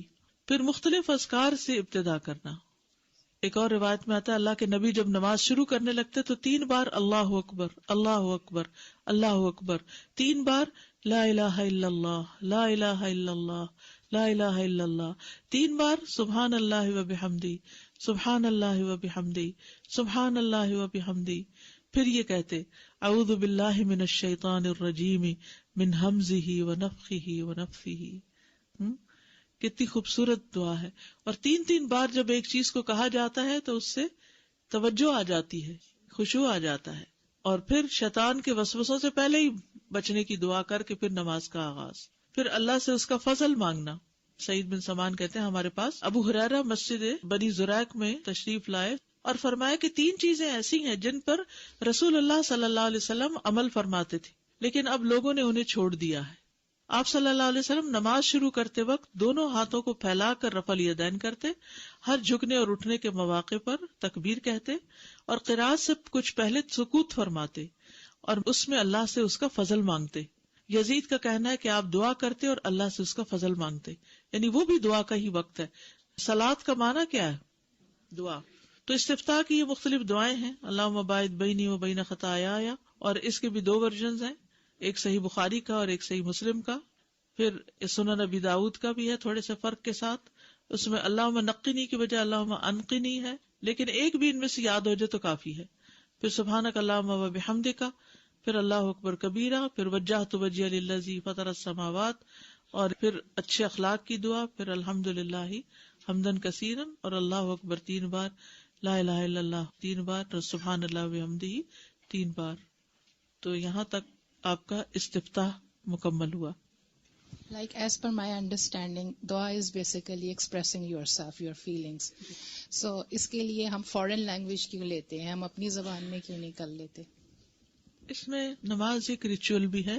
میں اور آپ اپنے لیے جتنی بھی دعائیں مانگتے ہیں ان میں یہ سب کچھ مانگنا ہمیں نہیں آتا، اور ان الفاظ میں جو نبی صلی اللہ علیہ وسلم نے فرمائے ہیں ان جیسے الفاظ ہمارے پاس نہیں ہوتے. تو جب ہم آپ کے بتائے ہوئے الفاظ استعمال کرتے ہیں تو ایک تو آپ کی سنت کی پیروی ہو جاتی ہے، اس کا اجر ملتا ہے. دوسرا یہ کہ نبی صلی اللہ علیہ وسلم نے فرمایا اوتی تو جوامع الکلم، مجھے جامع کلمات عطا کیے گئے. جامع کا مطلب ہوتا ہے کم لفظوں میں بڑی بات کہنا. پھر یہ ہے کہ اس سے یونٹی بھی آتی ہے سب مسلمز کے اندر. اگر کوئی اور چیز، یعنی مثلا ہر ایک کی اپنی اپنی اگر زبان اور 100% لوگ اپنی ہی زبان بولیں تو کوئی ایسا موقع اکٹھے نہیں آتا کہ جس میں وہ ایک جگہ اکٹھے ہو سکے. تو اجتماعیت کی کیفیت بھی اس سے پیدا ہوتی ہے. پھر یہ ہے کہ جو کلمات اللہ کے رسول صلی اللہ علیہ وسلم نے دیے یا تو وہ قرآن سے ہیں یا وحی کے ذریعے آپ کو سکھائے گئے اور ایسا ہی کرنے کا ہمیں حکم دیا، تو ان کلمات کی اپنی ایک برکت اور ایک روحانیت بھی ہوتی ہے جو باقی لینگویجز میں ان کو ٹرانسلیٹ کر کے اگر کہیں بھی تو وہ فائدہ نہیں ہوتا. ہم انہی کلمات کا اگر ترجمہ کر کے بھی اپنی زبان میں کہیں تو آپ دیکھیے مثلاً میں کسی دعا کا ترجمہ پڑھتی ہوں تو کمپیریزن کیجیے گا، ان صلاتی و نسکی و محیای و مماتی للہ رب العالمین، بے شک میری نماز اور میری قربانی اور میرا جینا اور میرا مرنا سب اللہ رب العالمین کے لیے ہے. دونوں کی ادائیگی میں اور فیلنگ میں بڑا فرق ہے. اللہ سبحانہ تعالیٰ نے دین کی تعلیم کے لیے عربی زبان کو جو چنا ہے اس کی اپنی کئی خصوصیات ہیں، بہت سے اس کے پیچھے مقاصد ہیں جس وجہ سے ہمیں ایٹ لیسٹ نماز کی حد تک اور قرآن کی تلاوت کی حد تک اسی ٹیکسٹ کے اوپر فوکس کرنے کے لیے کہا گیا ہے. اور پھر کئی سو سال سے یہ چیزیں محفوظ بھی ہیں، جیسے قرآن میں کوئی چینج نہیں آیا، ان دعاؤں میں تبدیلی نہیں ہوئی، یہ مسلسل روایت سے ہم تک پہنچ رہی ہیں. تو اس سے وہ لوگ کس طرح کے الفاظ ادا کرتے تھے اور آج کس طرح ہم کر رہے ہیں چینج نہیں ہوا. اگر کسی اور لینگویج میں ہوتا اور ہر ایک اپنی اپنی لینگویج میں کرتا تو آپ دیکھیے بعضوں کا ٹرانسلیشن پوری کی پوری وہ حق ادا نہیں کرتی. کسی بھی ادب کا، لٹریچر کا اگر ٹرانسلیشن کر دیا جائے، مثلا شیکسپیئر کو اگر اردو میں ترجمہ کر کے پیش کیا جائے تو اس کی ساری جو تاثیر ہے وہ کھو جائے گی. اس ساتھ ساتھ میں نے پوچھنا تھا کہ جیسے فرض نماز ہے، اس میں دعائے تختہ جو پڑھ سکتے ہیں، اور اگر فرض کریں کہ بھی وہ سبحانک اللہ بھی پڑھ لیں اور ساتھ یہ پڑھ کے اور بعد میں قرات کریں تو پاسبل ہے، ایسا کر سکتے ہیں؟ جی یہ ساری نمازوں کے لیے ہے، دو بھی پڑھ سکتے ہیں، ویسے ایک پڑھنی زیادہ بہتر ہے کہ کوئی ایک پڑھ لیجئے. السلام علیکم. انہی بہن کے سوال کا ایک تسلسل ہے، شاید قبل از وقت ہو، کہ تہجد میں بیٹھ کے ہم درود شریف کے بعد جو اپنی جائز حاجات ہیں کیا وہ ہم مانگ سکتے ہیں اپنی لینگویج میں؟ جی جتنی بھی مسنون دعائیں ہیں اس میں ہماری یہ رعایت رکھی گئی ہے کہ جو چیزیں ہمیں چاہیے ہماری فزیکل نیڈز کے لیے، ہماری اسپرچل نیڈز کے لیے، ہماری ایموشنل نیڈز کے لیے، وہ الفاظ آپ کو یہاں مل جائیں گے. اور آپ کو حیرت ہوگی کہ اگر ورائٹی آف دعاز اف یو نو تو وہ چیزیں کور ہو جاتی ہیں اس میں ہی. ٹھیک ہے جی. نماز کے جو اندر آپ کو عربک ہی یوز کرنی ہوگی، اپنے لفظ نہیں. یہ چونکہ ایک سیٹ طریقہ بتا دیا گیا ہے، اس سے ہم آگے پیچھے نہیں ہو سکتے. اس کے بعد آپ کے لیے بہت ٹائم ہے، جتنی دیر مرضی چاہیں، سارا دن ہے، اپنی زبان میں جب مرضی مانگے، کوئی رکاوٹ نہیں. لیکن نماز کا ایک سیٹ پیٹرن ہے جو سب کے درمیان ایک جیسے ہی ہے، چاہے تشہد ہو، چاہے سجدہ ہو، چاہے کوئی بھی مقام ہو. کیونکہ کوئی ایک بھی دلیل ہمیں ایسی نہیں ملتی کہ جس سے ہم یہ رخصت پاتے ہوں. کچھ چیزیں جن کی ہمیں رخصت دی گئی ہے لیکن اس کی کوئی رخصت ملی نہیں، ایسا ہی کیا گیا اور ایسا ہی بتایا گیا. آگے آپ حیران ہوں گے، دیکھیں گے کہ جن لوگوں کو قرآن نہیں آتا، کوئی صورت بھی نہیں آتی مثلا، وہ کیا کرے، تو وہ بھی انشاءاللہ آئے گا. ابھی تجربے میں یہ بات آئی کہ چاہے کتنی ہی اپنی زبان میں دعا مانگ لیں لیکن دل میں سکون اور اطمینان جبھی آتا ہے جب عربی کے الفاظ منہ سے نکلیں اور اپنی حاجت جو ہے اللہ سے دعا مانگیں. اس میں دعائے استفتاح کے بعد نبی صلی اللہ علیہ وسلم تعوذ پڑھا کرتے تھے. کچھ لوگ اس کو تعوذ بولتے ہیں، یہ تعوذ نہیں ہے، تعوذ ہے. کون سا باب ہے؟ تفاعل. ٹھیک ہے، یعنی پناہ طلب کرنا. اللہ سبحانہ و تعالیٰ کا حکم ہے فَإِذَا قَرَأْتَ الْقُرْآنَ فَاسْتَعِذْ بِاللَّهِ مِنَ الشَّيْطَانِ الرَّجِيمِ. پھر جب آپ قرآن پڑھنے لگیں تو شیطان مردود سے اللہ کی پناہ مانگ لیا کریں، کیونکہ نماز میں بھی شیطان پیچھا نہیں چھوڑتا، اس میں بھی بہکاتا ہے تاکہ ہماری عبادت کو ہی خراب کر دے، اس میں ہی خلل ڈال دے. نبی صلی اللہ علیہ وسلم کا تعوذ پڑھنا، پھر آپ صلی اللہ علیہ وسلم اللہ تعالیٰ سے استعاذہ طلب کرتے، یعنی اللہ تعالیٰ کی پناہ لیتے. ابو سعید خدری سے روایت ہے کہ نبی صلی اللہ علیہ وسلم قرات سے پہلے یہ کہا کرتے تھے، یعنی سورۃ الفاتحہ سے پہلے یہ پڑھتے تھے اعوذ باللہ من الشیطان الرجیم. لیکن اس کے علاوہ بھی کچھ کلمات تھے جو آپ نماز میں پڑھتے تھے. ابن عمر یوں کہا کرتے تھے اللہم انی اعوذ بک من الشیطان الرجیم. وہ اللہم انی کا اضافہ کر لیتے، اعوذ باللہ من الشیطان الرجیم من ہمزہ ونفخہ ونفثہ. یہ پیچھے دعا استفتاح میں بھی آپ نے دیکھا جس میں 3 بار وہ پڑھ کے سبحان اللہ لا الہ الا اللہ اور پھر اس کے بعد یہ تعوذ. تعوذ میں کبھی کبھی السمیع العلیم کا اضافہ کرنا، اور کبھی کبھی آپ صلی اللہ علیہ وسلم اس میں اضافہ فرماتے تو کہتے اعوذ باللہ السمیع العلیم من الشیطان الرجیم من ہمزہ ونفخہ ونفثہ. تو اس سے کیا ہوتا ہے کہ شیطان نماز میں پیچھا چھوڑ دیتا ہے، بھاگ جاتا ہے، خصوصاً جن لوگوں کو بہت وسوسے آتے ہوں. اکثر لوگ شکایت کرتے ہیں کہ نماز میں بہت وسوسے آتے ہیں، بہت خیالات آتے ہیں، بھول ہی جاتے ہیں کہ کیا پڑھا کیا نہیں پڑھا. تو ان کے لیے یہ بہت مفید ہے. اور اس کی دلیل کیا؟ سنن نبی داؤد کی روایت ہے، ابو سعید خدری رضی اللہ عنہ سے مروی ہے، کہتے ہیں کہ رسول اللہ صلی اللہ علیہ وسلم جب رات کو قیام فرماتے تو اللہ اکبر کہتے، پھر سبحانک اللہم و بحمدک و تبارک اسمک و تعالی جدک و لا الہ غیرک کہتے، پھر لا الہ الا اللہ 3 بار، پھر اللہ اکبر کبیرہ 3 بار کہتے، پھر کہتے اعوذ باللہ السمیع العلیم من الشیطان الرجیم من ہمزہ ونفخہ ونفثہ. میں اللہ سننے والے جاننے والے کی پناہ لیتا ہوں، یعنی اس بات سے بچنے کے لیے کہ شیطان مردود مجھ پر کوئی جنون کا اثر ڈالے، شیطان مجھے خپتی بنائے، یا مجھے تکبر پر آمادہ کرے، یا غلط شعر و شاعری کی طرف لے آئے. اور اس کے بعد آپ قرات فرماتے، یعنی سورۃ الفاتحہ پڑھتے. نفخ کس کو کہتے؟ پھولنے کو کہتے ہیں نا. تو تکبر پر آمادہ کرنا اس کا نفخ ہے کہ تم تو اتنی اچھی نماز پڑھتے ہو، تو دوسرے لوگ تو بالکل توجہ نہیں کرے نماز میں، تمہاری نماز تو بہت لمبی ہے. تو یہ نماز ہی کا تکبر ہو گیا، نماز ہی میں ایسے خیالات ڈال دیے، اسی کو خراب کر دیا. یا پھر یہ ہے کہ انسان پڑھ تو نماز رہا ہوتا ہے لیکن دل میں کوئی شعر و شاعری سوچ رہا ہے یا کوئی اور چیز ایسی گھوم رہی ہے. یا پھر یہ کہ انسان بالکل اس کے اثر کے نیچے اسے یہی ہوش نہیں رہتا اس نے پڑھا کیا. جنون بیسیکلی کیا چیز ہے؟ عقل کا مارا جانا. تو بعض اوقات ہم نماز اس طرح پڑھتے ہیں کہ کچھ پتہ نہیں ہوتا کہ پڑھا کیا، کون سی سورت پڑھی تھی. یعنی آخری رکعت میں اگر آپ سوچے کہ پہلی رکعت میں نے سورت کون سی پڑھی تھی تو شاید یاد نہ ہو، کیونکہ سوچا ہی نہیں پڑھتے وہ کیا پڑھ رہے ہیں، بس پڑھ کے ایک مشین کی طرح بٹن آن کیا آف کیا اور رکوع میں چلے گئے. پھر تسمیہ کہنا، تسمیہ بسم اللہ کو کہتے ہیں.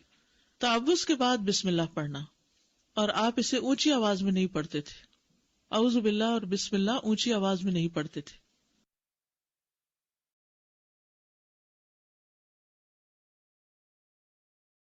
اعوذ باللہ من الشیطان الرجیم، بسم اللہ الرحمن الرحیم. رب اشرح لی صدری ویسر لی امری واحلل عقدۃ من لسانی یفقہوا قولی. چلیں انشاءاللہ تھوڑا سا ہم اس کا ریویو دیکھ لیتے ہیں، اس کے بعد ہم نیکسٹ ہمارا جو ایک اور باقی ہے سورہ فاتحہ اور آمین کے متعلق ہم پھر سنتے ہیں. دعا ٹائم کو ہم بعد میں رکھ لیتے ہیں، لاسٹ میں. پہلے ہم کوئز کر لیتے ہیں. باجماعت نماز میں طویل قیام کرنے کے بارے میں آپ صلی اللہ علیہ وآلہ وسلم نے کیا فرمایا ہے؟ کیا میں اللہ کا شکر گزار بندہ نہ بنوں؟ کیا میں اللہ کا شکر گزار بندہ نہ بنوں؟ تو اس حدیث سے آپ کو اپنے عمل کے لیے کیا بات پتہ چلی؟ کیا کرنا ہے ہمیں؟ شکر گزاری کرنی ہے، شکر گزاری کرنی ہے، اور عمل کیا کریں؟ لمبا قیام لمبا قیام کرنا ہے. ٹھیک ہے، الحمدللہ. صحابہ نے نماز میں قیام کے لیے کس طرح کھڑے ہو کر دکھایا؟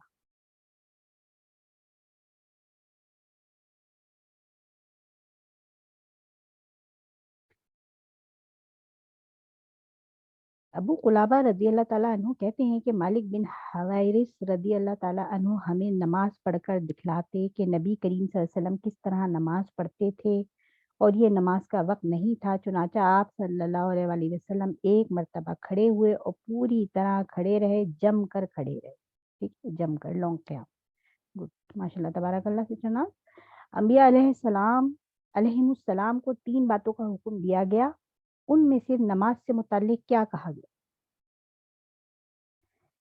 3 باتیں تھیں، ان میں سے جو لاسٹ والی بات تھی کیا تھی؟ دائیں ہاتھ کو بائیں بائیں ہاتھ پہ. ماشاء اللہ تبارک اللہ. نماز میں اپنا دایاں ہاتھ بائیں ہاتھ پر رکھیں. سلام پھیرنے کے بعد امام مقتدی کی طرف کس طرف سے مڑ سکتا ہے؟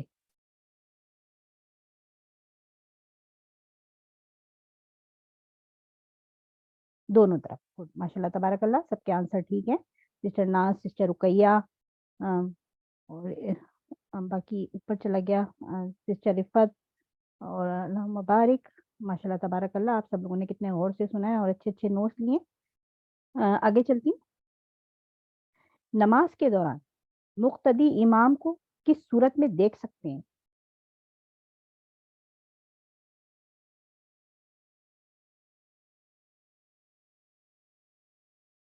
फॉलो की सूरत में, अच्छा, फॉलो करने की सूरत में यानी सामने। अ, तो अगर बस ज्यादा सामने, मुड़कर देखना हो तो बेहतर है कि ना करें, अगर सामने हो तो बस सही, गुड, तबारक अल्लाह माशाल्लाह। बाजमात नमाज में इमाम को सामने देखने का जवाब है, ठीक है। और ये दोनों जो सेइंग थी वो भी हमारे पास मौजूद है, ज़ैन बिन मुनीर की और शाफई रहमहुल्लाह की, ठीक है। नमाज में आसमान की तरफ देखने वालों को क्या वईद सुनाई गई? उनकी बिनाई उचक ली जाएगी। अ, उनकी बिनाई चली जाएगी। जी ठीक है, गुड, माशाल्लाह तबारक अल्लाह।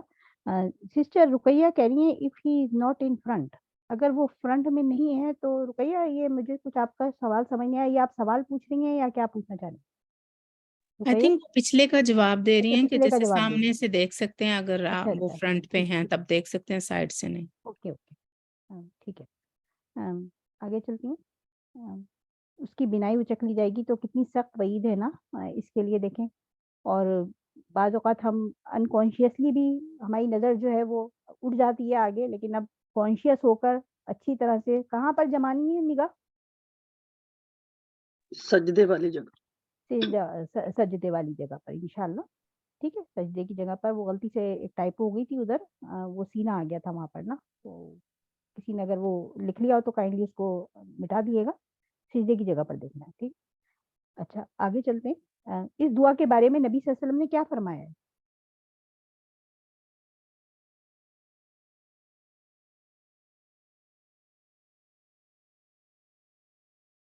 सुब्हानक अल्लाहुम्मा व बिहम्दिका व तबारक अस्मुका व तआला जद्दुका व ला इलाहा गैरुक। अल्लाह का पसंदीदा कलाम। अल्लाह का पसंदीदा कलाम है ये। अल्लाहुम्मा बारिक। अल्लाह सुब्हान तआला का पसंदीदा कलाम है। अल्लाह ताला को सबसे ज़्यादा महबूब कलाम ये है कि बंदा ये कहे, ठीक है। तो इसमें हम अल्लाह की तारीफ़ भी बयान कर रहे होते हैं, उसकी पाकी भी बयान कर रहे होते हैं और फिर बता रहे होते हैं अल्लाह बाबरकत है, बुज़ुर्गी वाला है, बुलंद है, ठीक है। अल्लाहु अकबर व कबीरा वल्हम्दुलिल्लाहि कसीरा व सुब्हानल्लाहि बुकरतन व असीला। इस दुआ की फ़ज़ीलत बयान कीजिए और इस हवाले से इब्ने उमर रज़ियल्लाहु ताला अन्हु का क्या अमल मिलता है? ये जन्नत के 8 दरवाजे खुल जाते हैं पढ़ने से, और उन्होंने कभी नहीं फिर उसके बाद छोड़ा जब से उन्होंने आप सल्लल्लाहु अलैहि वसल्लम से सुना। जन्नत के जो है वो 8 दरवाजे खोलने वाली तो वो अशहदु अल्ला वाली जो आसमान के वही वाली, दरवाजे खुल हाँ, आसमान के आसमान के दरवाजे। दरवाजे खुल जाते हैं। वो जो जन्नत के आसमान के 8 दरवाज़ों वाली हाँ वो जी, थी ना खुशखबरी, वो तो वुज़ू वाली वो थी ना। तो वुदू के वज़ू बाद वाले की है। दिन। हाँ जी। जी, जी, ये इसको ज़रा करेक्ट कर लेगा अपने नोट्स में आप, कि मुझे उन पर हैरत ठीक। हुई, इन कलमात के लिए आसमान के दरवाजे खोल दिए गए। इब्न उमर रज़ियल्लाहु ताला अन्हुमा ने कहा, मैंने जब से आपसे ये बात सुनी, उसके बाद से इन कलमात को कभी तर्क नहीं किया, ठीक है। फरिश्तों को मुतवज्जह करने वाले कलमात कौन से हैं?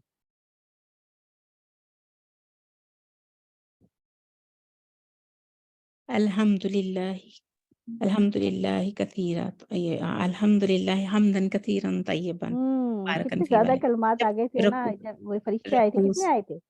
रकू से जब उठते हैं तो हाँ, पढ़ते हैं ना। हाँ, एक सहाबी ने पढ़ी थी तो आप सल्लल्लाहु अलैहि वसल्लम ने बताया ना कि ये दुआ किसने पढ़ी है, कि मैंने देखा कि उसके पास कितने कितने फरिश्ते आए थे उस तस्बीह को उठाने 70 के लिए? 70 थे। 30 से ज़्यादा, 30 30 से से ज़्यादा। ज्यादा है ज़ैनब जी। माशाल्लाह किसी तबारक और अल्लाह। जगह पे मैंने हाँ, पढ़ा था 70 70 के हो सकता है कहीं और, लेकिन यहाँ पर जो हमारे पास एक और मुख्तलिफ वैरायटी की हदीस होती है, 30 तो से इस ज्यादा हदीस में जी। 30 से ज़्यादा है, ठीक। अल्हम्दुलिल्लाह हम्दन कसीरन तय्यबन मुबारकन फी। अच्छा जी, आगे चलते हैं। नबी सल्लल्लाहु अलैहि वसल्लम नमाज में शैतान से अल्लाह की पनाह मांगने के लिए किन अल्फाज का इस्तेमाल करते थे? अऊज़ु बिल्लाहि अस्समीइल अलीम मिनश शैतानिर रजीम मिन हम्दिही व नफ़्हिही व नफ़्थिही भी, और फिर अऊज़ु बिल्लाहि मिनश शैतानिर रजीम। गुड, माशाल्लाह तबारक अल्लाह सिस्टर रिफत, यही थे। अऊज़ु बिल्लाहि मिनश शैतानिर रजीम, अऊज़ु बिल्लाहि समीइल अलीम मिनश शैतानिर रजीम मिन हमज़िही व नफ़्खिही व नफ़्थिही। चलिए इंशाल्लाह हम अपना नेक्स्ट लेसन की तरफ चलते हैं। ابھی الحمدللہ ہمارا کوئز کمپلیٹ ہو گیا. آخر میں ہم دعائیں جو ہم نے آج تھوڑی سی کور کی ہیں وہ ضرور ہم دیکھ لیں گے لاسٹ میں ٹائم میں انشاءاللہ اگر ہمیں اجازت دے اور برکت ہو ہمارے ٹائم میں. بسم اللہ کرتے ہیں. پھر سورۃ الفاتحہ. سورۃ الفاتحہ جو ہے یہ نماز کا رکن ہے. عبادہ بن صامت رضی اللہ عنہ سے روایت ہے کہ رسول اللہ صلی اللہ علیہ وسلم نے فرمایا جس شخص نے سورۃ فاتحہ نہیں پڑھی اس کی نماز ہی نہیں ہوئی. جس شخص نے سورۃ فاتحہ نہیں پڑھی اس کی نماز نہیں ہوئی. اور یہ صحیح بخاری کی روایت ہے. ایک اور روایت مسند احمد کی ہے.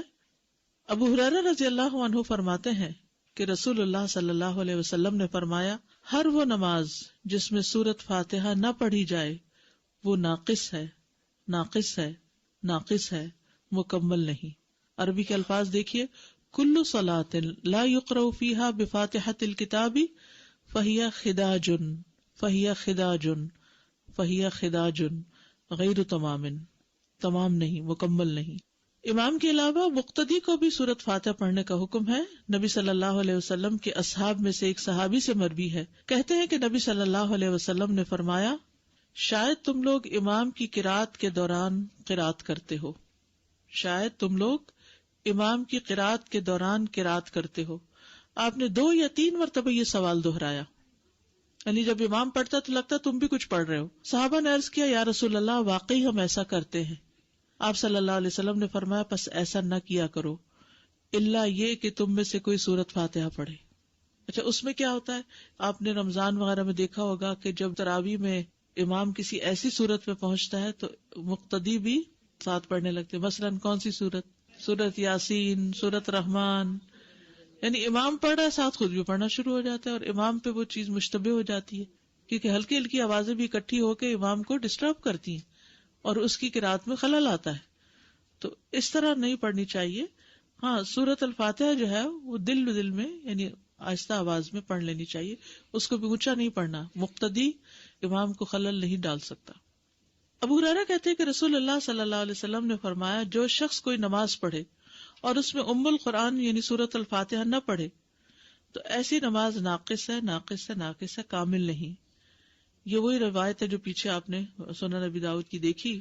ابو صائب کہتے ہیں میں نے کہا اے ابو ہریرہ میں بعض اوقات امام کے پیچھے ہوتا ہوں تو پھر میں کیا کروں؟ تو انہوں نے میری کلائی دبائی اور کہا اے فارسی اسے اپنے نفس میں پڑھا کرو، یعنی دل میں پڑھا کرو. اچھا یہ بھی حکم کیوں ہے؟ تاکہ پھر ہمارا فوکس نماز کی طرف ہو. یعنی مثلا ہم دیکھتے ہیں نا امام پڑھ رہا ہے تو ہم پھر کوئی اور سیر کرنے لگتے ہیں کہیں. تو جب ہمیں یہ ہو کہ ہمیں بھی ساتھ ساتھ دل میں دہرانا ہے اس کو تو پھر توجہ رہتی ہے نماز کی طرف. یعنی وہ فارسی نسل کے تھے نا ابو صاحب، تو ابو صاحب کہنے کی بجائے کہا وہ فارسی. سمجھانے کا ایک طریقہ ہے اور انہوں نے میری کلائی دبائی. تو اس سے یہ پتہ چلتا ہے کہ استاد جو ہے وہ کسی آلٹرنیٹ نام سے بھی پکار سکتا ہے اور بعض اوقات ایک چپت چھوٹی سی لگا کے یا ایک یہ نہیں کہ ڈانٹ ڈپٹ اور بہت مار پٹائی، لیکن متوجہ کرنے کے لیے تاکہ بات سمجھ میں آ جائے. سورۃ فاتحہ قیام میں ہوگی، یعنی دعا استفتاح کے بعد. یہ قیام ابھی چل رہا ہے جو ہم شروع کیا تھا نا قیام کا طریقہ. ابو ہریرہ رضی اللہ عنہ سے روایت ہے انہوں نے فرمایا ہر نماز میں قرات کرنی چاہیے. پھر جن نمازوں میں رسول اللہ صلی اللہ علیہ وسلم نے ہمیں بآواز بلند سنایا ہم ان میں تمہیں بآواز بلند سناتے ہیں، اور جن میں آپ نے ہم سے قرات کو پوشیدہ رکھا ان میں ہم بھی تم سے پوشیدہ رکھتے ہیں. اور اگر تو ام القرآن سے زیادہ قرات نہ کرے تو بھی کافی ہے، اور اگر زیادہ پڑھ لے تو بہتر ہے. اس کا مطلب کیا ہے؟ مثلا ظہر کی نماز امام صاحب پڑھا رہے ہیں، انہوں نے اللہ اکبر کی، اب آپ چاہیں تو چاہے چپ رہیں چاہے آپ استفتاح کی دعا پڑھیں، لیکن سورۃ فاتحہ تو آپ کو لازمی پڑھنی ہے. اور اس کے علاوہ قرات اگر قرآن کی کوئی سورت پڑھنا چاہتے تو پڑھ لیں، اگر نہیں پڑھ رہے تو بھی امام کی قرات جو ہے وہ آپ کو کافی ہو جائے گی. ٹھیک ہے. اسی طرح مثلا امام بلند آواز سے نماز پڑھا رہا ہے، جہری نماز ہے، اور اس میں جتنی دیر سکوت کرتا ہے، جہاں جہاں خاموش ہوتا ہے وہاں آپ اپنا پڑھ لیں. اور جب سورۃ فاتحہ بلند آواز سے پڑھے گا تو دل میں سورۃ فاتحہ پڑھ لیں، اور جب وہ کوئی اور سورت ملائے گا تو خاموشی اختیار کرے. یعنی یہ نہیں کہ وہ سبح اسم ربک الاعلی پڑھ رہا ہے اور آپ ساتھ پڑھنا شروع کر دیں، یہ نہیں کریں. اس وقت آپ کیا کریں؟ خاموشی سے اس کو سنیں. اسی طرح اگر امام نماز پڑھا رہا ہے اور آپ پہنچے ہیں ذرا دیر سے تو سبحانک اللہ وغیرہ نہیں پڑھے، ڈائریکٹ سورت فاتح شروع کریں تاکہ آپ کی پوری ہو اور آپ امام کے ساتھ رکوع پہ جا سکیں. اگر آپ نے قرات کا کچھ حصہ نہیں پایا تو کوئی بات نہیں، پھر بھی آپ کی وہ رکعت پوری ہو جائے گی. سورت الفاتح کی اہمیت اور فضیلت بہت دفعہ آپ نے پہلے بھی پڑھی ہوگی، صرف یاد دہانی اس لیے کرا دیتے ہیں کہ انسان اگر سورت الفاتحہ پر بھی توجہ کر لے نماز میں تو باقی نماز میں خشوع آ جاتا ہے. آپ یہ تجربہ کر کے دیکھیے، اگر آپ نے سورت الفاتحہ کو کیچ کر لیا نا کہ اس کو غور سے توجہ سے ترجمے کے ساتھ پڑھ لیا، ترجمے کے ساتھ مرادی کے دل میں اس کا معنی دہرا رہے ہیں، تو آپ دیکھیں گے کہ آپ نماز میں ٹک جاتے ہیں، پھر نماز میں فوکس قائم ہو جاتا ہے. لیکن اگر شروع سے ہی دھیان نہیں جمع تو پھر بعد میں بھی دھیان جمانا مشکل ہوتا ہے. 7 مثانی کہا جاتا ہے سورت الفاتح کو. قرآن مجید میں آتا ہے وَلَقَدْ آتَيْنَاكَ سَبْعًا مِّنَ الْمَثَانِي وَالْقُرْآنَ الْعَظِيمِ، بلا شبہ یقیناً ہم نے آپ کو بار بار دہرائی جانے والی 7 آیتیں اور بہت عظمت والا قرآن عطا کیا ہے. یعنی سورت الفاتحہ جو ہے سب سے زیادہ قرآن کا حصہ ہم نماز میں اسی کو دہراتے ہیں. یعنی اور کوئی قرآن کا حصہ اتنا نہیں پڑھا جاتا جتنی ریپیٹیشن سورت الفاتحہ کی ہوتی ہے، نماز کے اندر بھی اور نماز کے علاوہ بھی.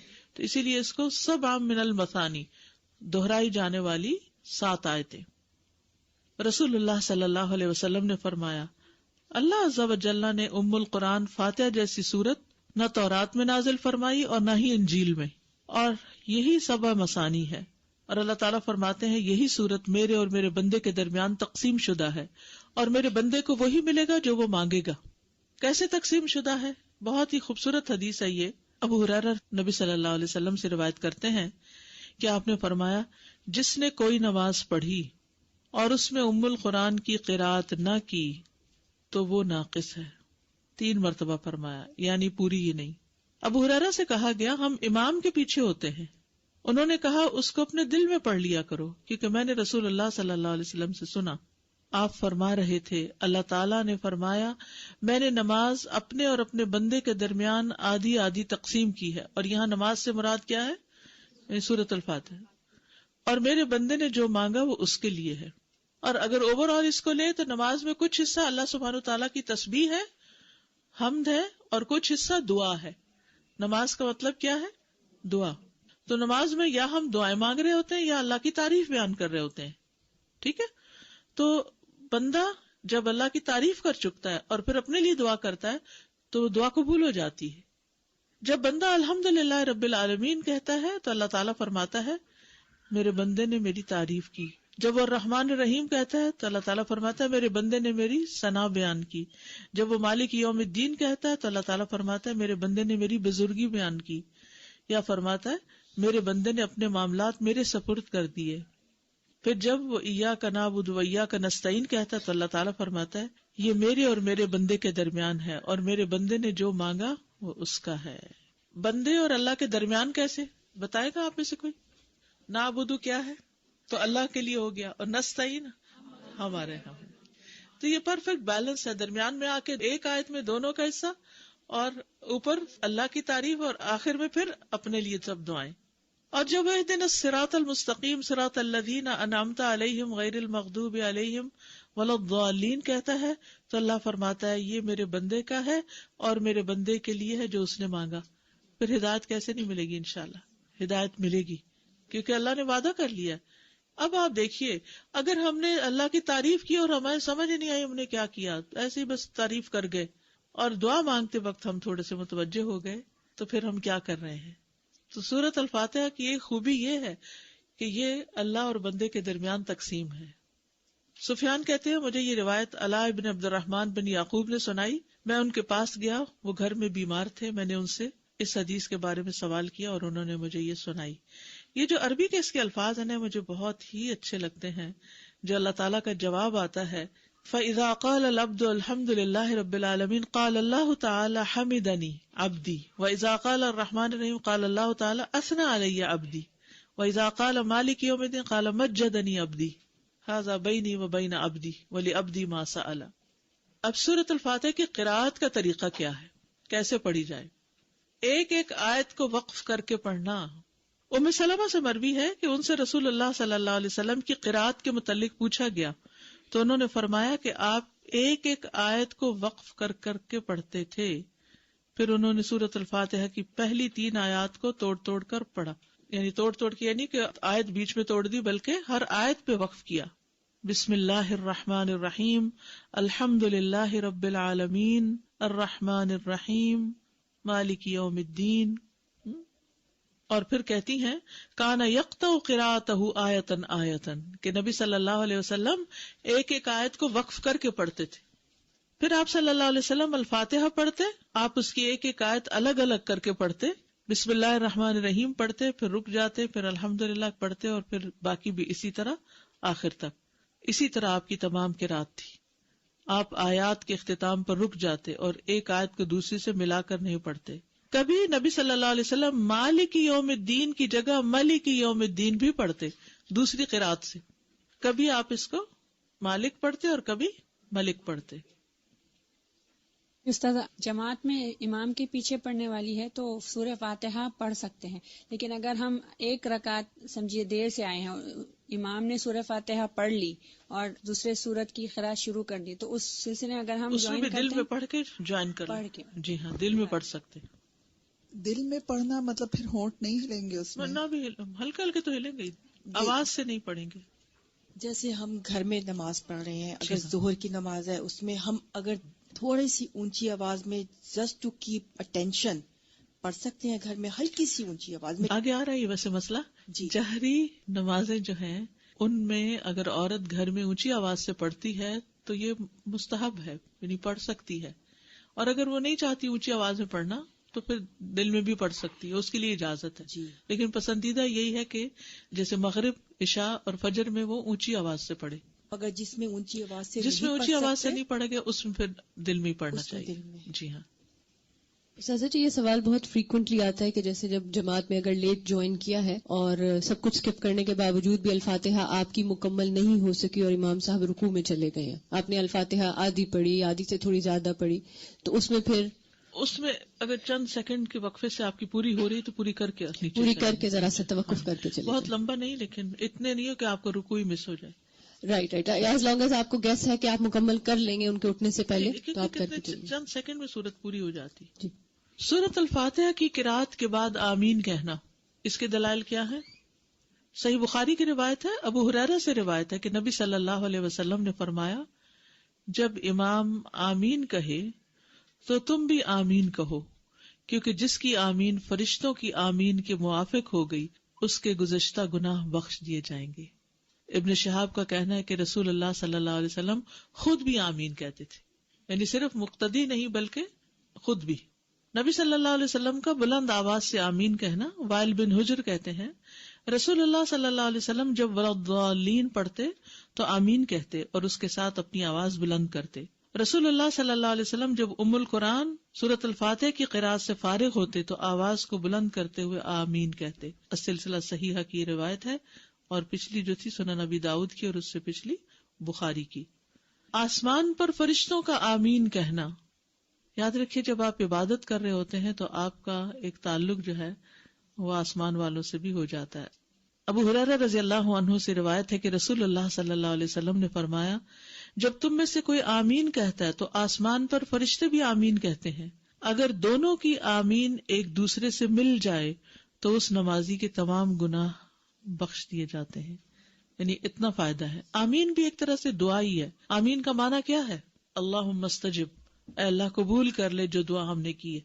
یعنی امام آمین کہہ رہا ہوتا ہے, فرشتے آمین کہہ رہے ہوتے ہیں, مقتدی آمین کہہ رہے ہوتے ہیں. سب مل کے کیا چاہتے ہیں کہ جو ہم نے مانگا ہے وہ ہمیں مل جائے.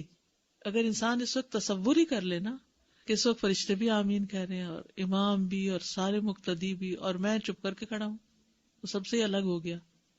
ابو ہریرہ سے روایت ہے کہ رسول اللہ صلی اللہ علیہ وسلم نے فرمایا, جب تم میں سے کوئی آمین کہتا ہے تو آسمان پر فرشتے بھی آمین کہتے ہیں. اگر دونوں کی آمین ایک دوسرے سے مل جائے تو اس نمازی کے تمام گناہ بخش دیے جاتے ہیں. صحابہ کا جہری نمازوں میں اونچی آمین کہنا. جہری کا مطلب ہوتا ہے جو لاؤڈ پڑھی جاتی. امام کا بآواز بلند آمین کہنا. عطا رحمہ اللہ بیان کرتے کہ آمین ایک دعا ہے. ابن زبیر رضی اللہ عنہما اور ان کے مقتدیوں نے اتنی زور سے آمین کہی کہ مسجد گونج اٹھی. اور اب بھی آپ نے جمعے وغیرہ کو سنا ہوگا کہ کس طرح پوری مسجد میں آواز گونج جاتی ہے. ابو ہریرہ اپنے امام کو کہا کرتے تھے کہ مجھے آمین سے محروم نہ کرنا. اگر مل کے کہہ رہی ہے تو کوئی حرج نہیں. جی ہاں.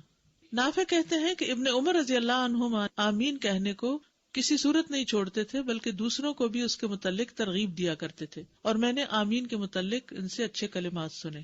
بلکہ اس کے اوپر ایک حدیث بھی ہے، اس وقت میرے سامنے نہیں، کہ جس میں کوئی صحابی روایت کرتے ہیں کہ انہوں نے صف میں پیچھے سے آمین کی آواز سنی کسی خاتون کی. اچھا، لیکن اس میں جلد بازی نہیں کرنی. امام آمین کہے تو پھر آمین کہنی ہے آپ نے. نبی صلی اللہ علیہ وسلم نے فرمایا جب امام آمین کہے تو تم بھی آمین کہو، کیونکہ جس کی آمین فرشتوں کی آمین کے ساتھ مل گئی اس کے پچھلے تمام گناہ بخش دیے جائیں گے. جی ساتھ ہی کہیں گے نا، امام آمین کہے تو یعنی یہ نہیں کہ اس سے پہلے ہی جی ابھی ان کا دعا لین نہیں ہوتا تو لوگ آمین کہہ دیتے ہیں. یہ نہیں ہونا چاہیے.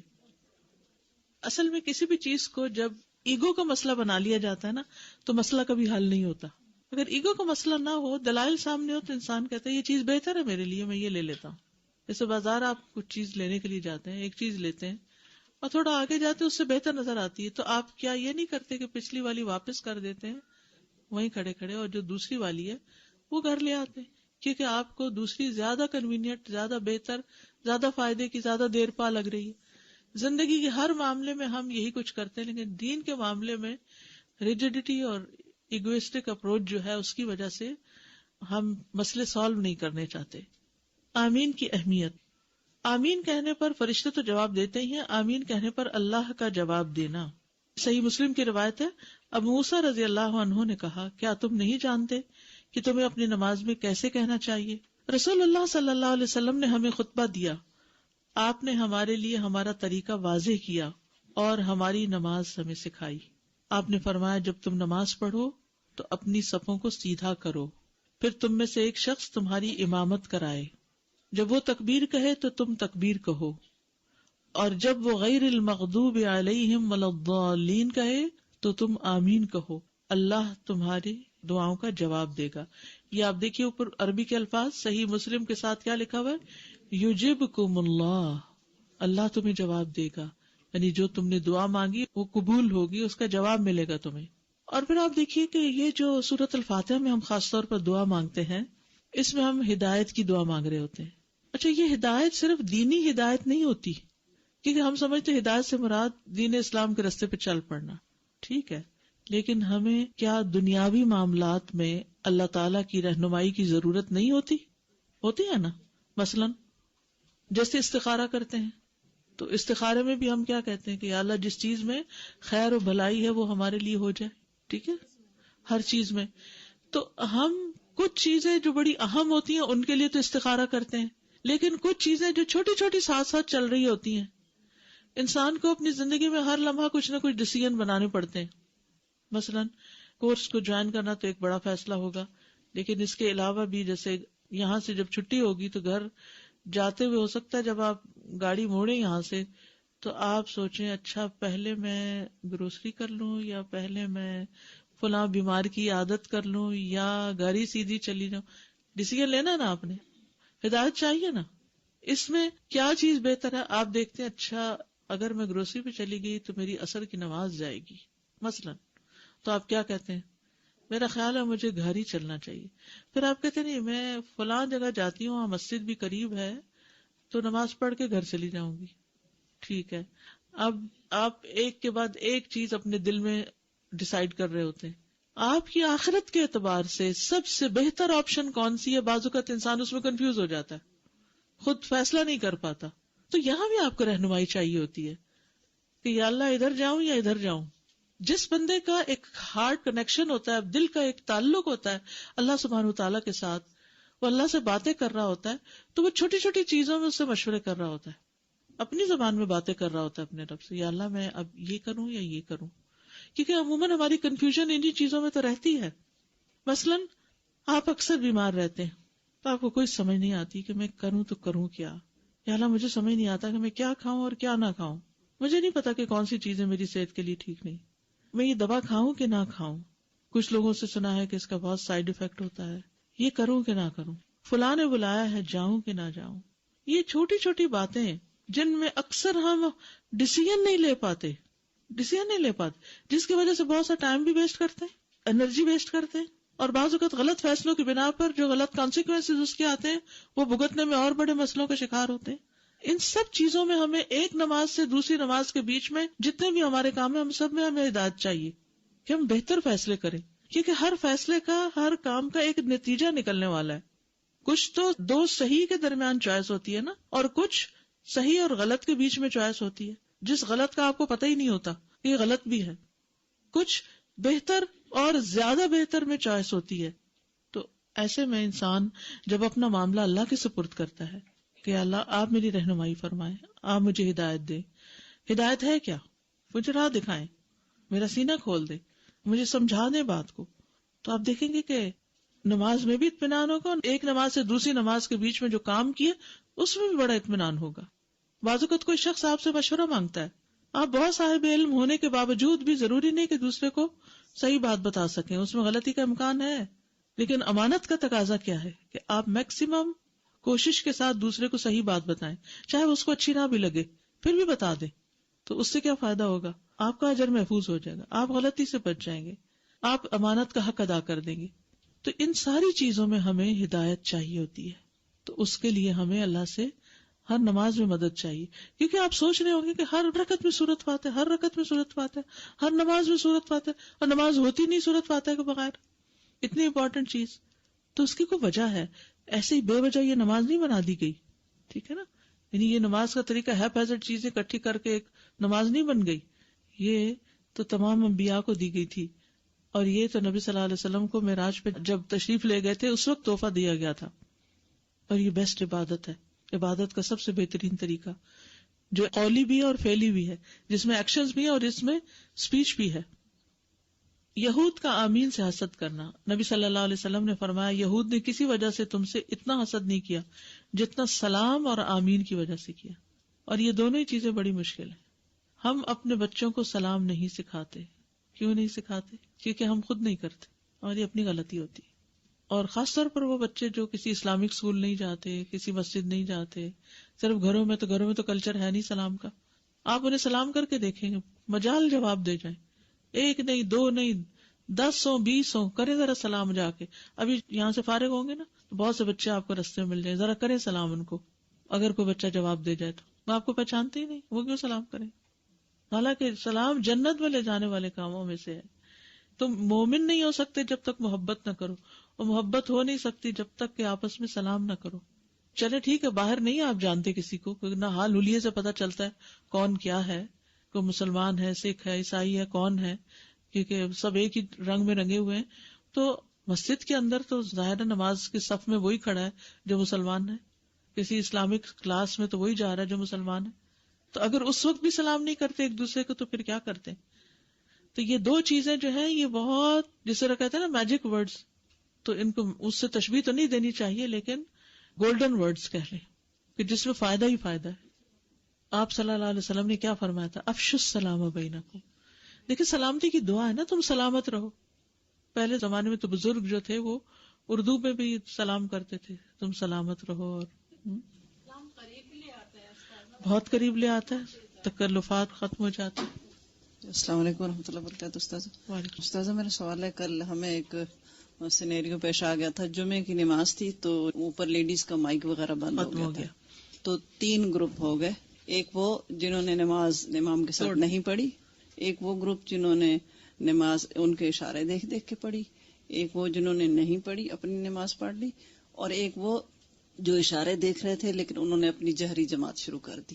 تو کون سا ٹھیک ہوگا؟ سارے ٹھیک ہے، کیونکہ اس وقت جو بھی جس نے ڈیسیژن لیا تو خطبہ کہاں سے سنا، تو کسی نے بھیجا ہی نہیں میسج، ان کو آگے نہیں پہنچایا، لاہور تو اپنی ظہر پڑھ لیتے، پھر ظہر پڑھنی چاہیے تھی، کسی نے ظہر پڑھی اور کسی نے کچھ کیا۔ استاذہ میرا یہ ہے کہ ابھی جو سورہ فاتحہ ہم لوگ پڑھ رہے تھے اس میں جو حدیث ہم نے پڑھی کہ اللہ اور بندے میں تقسیم اللہ تعالیٰ نے وہ صورت، مجھے سوچ کے اس قدر ڈر لگ رہا ہے کہ انفرادی طور پہ اجتماعی طور پہ اس کا مطلب ہے کہ ہم مسلمانوں کی نماز ہی صحیح نہیں ہے۔ دیکھیں ہم کہہ اہدنا الصراط المستقیم، تو اگر میں یا اور باقی مسلمان سیدھے راستے کی طرف ہے ہی نہیں، جبکہ اللہ تعالیٰ نے کہا تم مجھ سے مانگ رہے ہو اور میں تمہیں دے رہا ہوں، رائٹ؟ اور پھر یہ کہ ہم یہود و نصارہ کی پیروی نہ کریں، رائٹ، لیکن ہم لوگ تو اسی راستے کی طرف جا رہے ہیں. تو اس کا مطلب ہے ہماری تو نماز مین، جو میں اس وقت مستقل یہی سوچ رہی ہوں کہ ہماری تو سورہ فاتحہ میں وہ روح ہی نہیں ہے، وہ دعا ہی نہیں ہے. اصل بات یہ نا، وہ حدیث جو میں ہر ہفتے کوٹ کرتی ہوں اور ہر لیکچر میں کوٹ کرتی ہوں، جس کی نماز صحیح ہوگی اس کا سب کچھ ٹھیک ہو گیا، باقی چیزیں خود بخود ٹھیک ہونے لگیں گی. استاذہ ایک کوشچن ہمیشہ مجھے کنفیوز کرتا ہے، جیسے جب سورہ فاتحہ پڑھتے باقی سب چیزیں ہم نے امام کے پیچھے رہنا ہے، بعد میں کرنا ہے، تو کیا سورہ فاتحہ ان کے ساتھ ساتھ پڑھنا ہے تبھی تو ہم آمین دل کہیں میں گے؟ پڑھتے رہے ساتھ ساتھ. بھی چلو، اور الحمدللہ سمجھ میں آیا کہ مقتدی کو جہر نہیں کرنا چاہیے، قرأت ہو رہی ہے تو اس کا نقصان اور ڈسٹرب ہوگا وغیرہ وغیرہ. لیکن جیسے عام زندگی میں جب تکبیر ہوتی ہے اور بہت سے لوگ ہیں تو دھیمی دھیمی آواز سے مجھے تکبیرات آپ کی ہوتی ہے، سبجیکٹ چینج ہونے کا وغیرہ، تو ہم بھی کہنے لگتے ہیں اللہ اکبر اللہ اکبر لا الہ الا اللہ. قدرتی طور پہ جیسے ساتھ، تو یہ بھی غلط ہے. یہاں نہیں، اگر ویسے کوئی فوکس کی بات نہیں ہے تو خیر ہے، کوئی نہیں، اس میں اتنی بڑی بات نہیں بس کہہ سکتے. استاذہ جیسے بچپن سے ہی سنا ہے اور کہ نماز جو ہے وہ 1000 برائیوں سے بچاتی ہے، تو یہاں پہ اتنا فیکٹ نظر آ رہا ہے کہ کبھی کبھی ہم سوچتے ہیں کہ اللہ ہم اس چیز سے کیسے بچ گئے، یا ہمارے نصیب میں اتنی اچھی چیز کیسے مل گئی، میں نے تو کوئی بڑا کام نہیں کیا.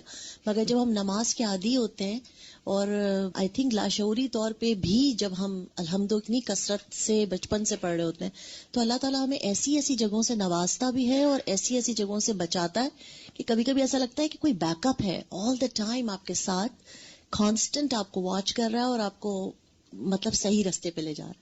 تو اس کی برکتیں بہت فیل ہوتی ہیں نماز میں، اور پھر اب جب اس طریقے سے سوچ کے اور پڑھیں گے تو انشاءاللہ تعالی مزید گائیڈنس کی فیلنگ آئے گی. لوگ چاہتے ہیں کہ کوئی ان کو ٹپ بتا دی جائے کہ بس ایک گولی وہ کھائیں اور خوشبو شروع ہو جائے. آپ نے دیکھا ہوگا اب تک جتنی بھی چیزیں ہیں، اگر ان کو صحیح طور پر کر لیا جائے، وضو سے لے کر، اور قبلے کا رخ صحیح ہو، اور اگر مسا کیا تو صحیح طور پر کیا ہو، اگر کھڑے ہیں تو سطر صحیح ہو اور سمجھ کے پڑھیں، تو بھلا کیسے خوشبو نہیں آئے گا. جس طرح صاحبہ میں یہ پوچھنا چاہتی ہوں، جس طرح کبھی نماز شروع کی اور گھر میں کوئی نہیں ہوتا تو میرا دل چاہتا ہے کہ میں زور زور سے پڑھوں نماز شروع سے ہی لے کے جب تک میں سلام نہ پھیر لوں، تو اس وقت ایسی کیفیت ہوتی ہے کہ آپ کو رونا بھی آتا ہے. تو اتنا کبھی کبھار روتی ہوں میں، تو اس طرح کے تسلسل جو ہے نماز کا وہ ختم ہو ہی جاتا ہے ایک قسم سے. تو پھر دوبارہ شروع کرنی چاہیے یا کنٹینیو رکھیں؟ نہیں، اگر بیچ میں ہچکیاں آ گئی ہیں اور ذرا سا رک گئے ہیں، سانس نہیں آ رہا، تو آگے ہی کنٹینیو کریں، ایز لانگ ایز آپ نے توڑی نہیں نماز.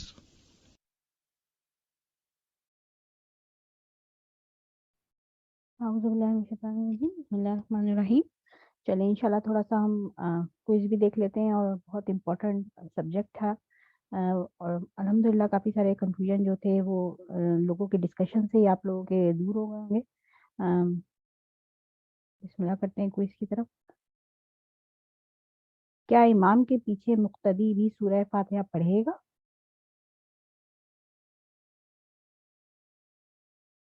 جی پڑھے گا. ٹھیک ہے، تو کیا اونچی آواز میں پڑھے گا وہ؟ نہیں، دل میں پڑھے گا. ٹھیک ہے. اچھا، سورہ فاتحہ پڑھنے کے بعد کیا کچھ اور بھی پڑھے گا؟ نہیں. پھر وہ کیا کرے گا؟ سنے گا. ٹھیک ہے، جو امام کی لسن کرے گا. ٹھیک ہے. بہت سے لوگ آپ نے دیکھا ہوگا تراویحوں میں خود بھی پڑھنا شروع کر دیتے ہیں اونچی اونچی آواز میں. کتنا زیادہ یہ دیکھنے کو ملتا ہے وہاں پر. تو سبحان اللہ. چلیں آگے چلتے ہیں. نماز میں سورہ الفاتحہ کی تلاوت کس طرح کرنی چاہیے؟ اچھا، یہ تو ہو گیا کور.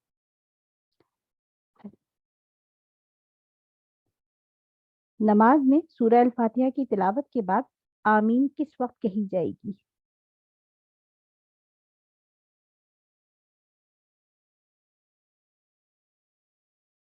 امام کے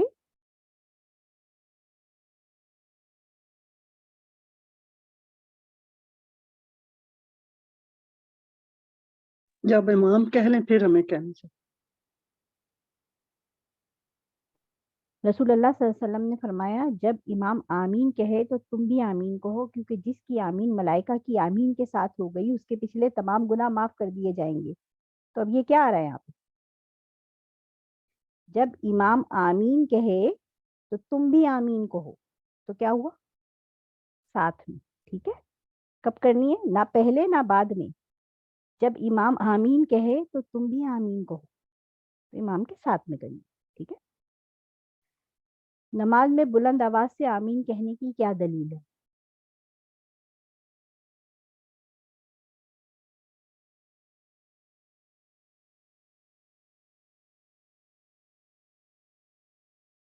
کوئی حدیث آپ لوگوں کو یاد ہے؟ ٹھیک ہے، دیکھ لیتے ہیں. سیدنا ابو ہریرہ رضی اللہ تعالیٰ عنہ کہتے ہیں جب رسول اللہ صلی اللہ علیہ وآلہ وسلم ام القرآن یعنی سورہ فاتحہ کی قرأت سے فارغ ہوتے تو آواز کو بلند کرتے ہوئے آمین کہتے. تو یہ ہمارے پاس اس کی دلیل ہے. سلسلہ حدیث صحیح ترقی البانی 464 حدیث نمبر 65. ٹھیک ہے. اچھا یہیں تک تھا. ہاں چلیں 2-3 سوالات اور یہ ہیں کہ اگر ہم کانسیپٹ کلیئر کرنے کے لیے ہمیں سورہ فاتحہ اگر رکعت ختم ہونے والی ہو رہی ہے اور ہم پہنچ گئے نماز میں تو ہم سورہ فاتحہ پڑھ لیں گے. ٹھیک ہے. اور پھر ہمیں رکوع بھی مل گیا تو رکعت ہو گئی، تو ایک رکعت مانی جائے گی. جی ٹھیک ہے. ہمیں اگر سورہ فاتحہ مل گئی ہے، ہم نے پڑھ لی ہے سورہ فاتحہ، تو ہماری ایک رکعت کاؤنٹ ہو جائے گی. بغیر سورہ فاتحہ کے نماز نہیں ہے. ٹھیک ہے. ہاں تو سورہ فاتحہ پڑھنی ضروری ہے. صحیح، کیونکہ وہ ابھی استاذہ نے یہ کہا نا کچھ ہی سیکنڈ لگتے ہیں، تو سورہ فاتحہ پڑھ لیں، اس کے بعد آپ رکوع میں چلے جائیں. آگے ایک اور سوال یہ تھا، اور کوئی ذہن میں سوال ہے تو کائنڈلی آپ لوگ سب پوچھ سکتے ہیں. 103 ہو رہا ہے. اچھا ٹائم. دعاؤں کا ٹائم. دعا پھر ہم لوگ نیکسٹ ویک کر لیں. 3 دعائیں تھی میں ہوم ورک میں دینا چاہ رہی تھی آپ لوگوں کو. 2-3 سوال اور ہیں. اچھا ایک یہ کہ جب ہم سر کا مسح کرتے ہیں، مسح کی طرف آتے ہیں، جب ہم سر کا مسح کرتے ہیں کیا جڑوں میں پانی جانا ضروری ہے وضو میں؟ نو، وہ غسل میں ہوگا. ٹھیک ہے. جب وہ حدث اکبر ہوگا تو وہ غسل میں ہم نے پھر جڑوں میں پانی ڈالنا. ٹھیک. آگے چلتی ہوں دعا کی طرف.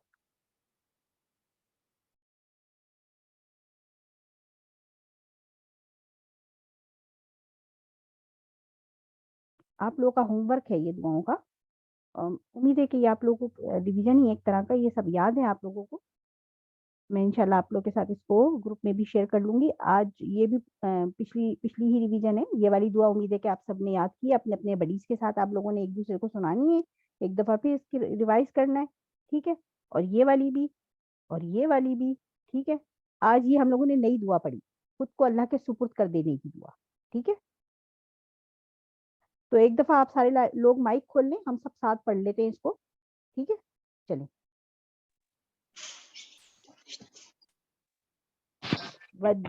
وجهت وجهي للذي فطر السماوات والأرض حنيفا وما أنا من المشركين إن صلاتي ونسكي ومحياي ومماتي لله رب العالمين لا شريك له وبذلك وأنا أول المسلمين.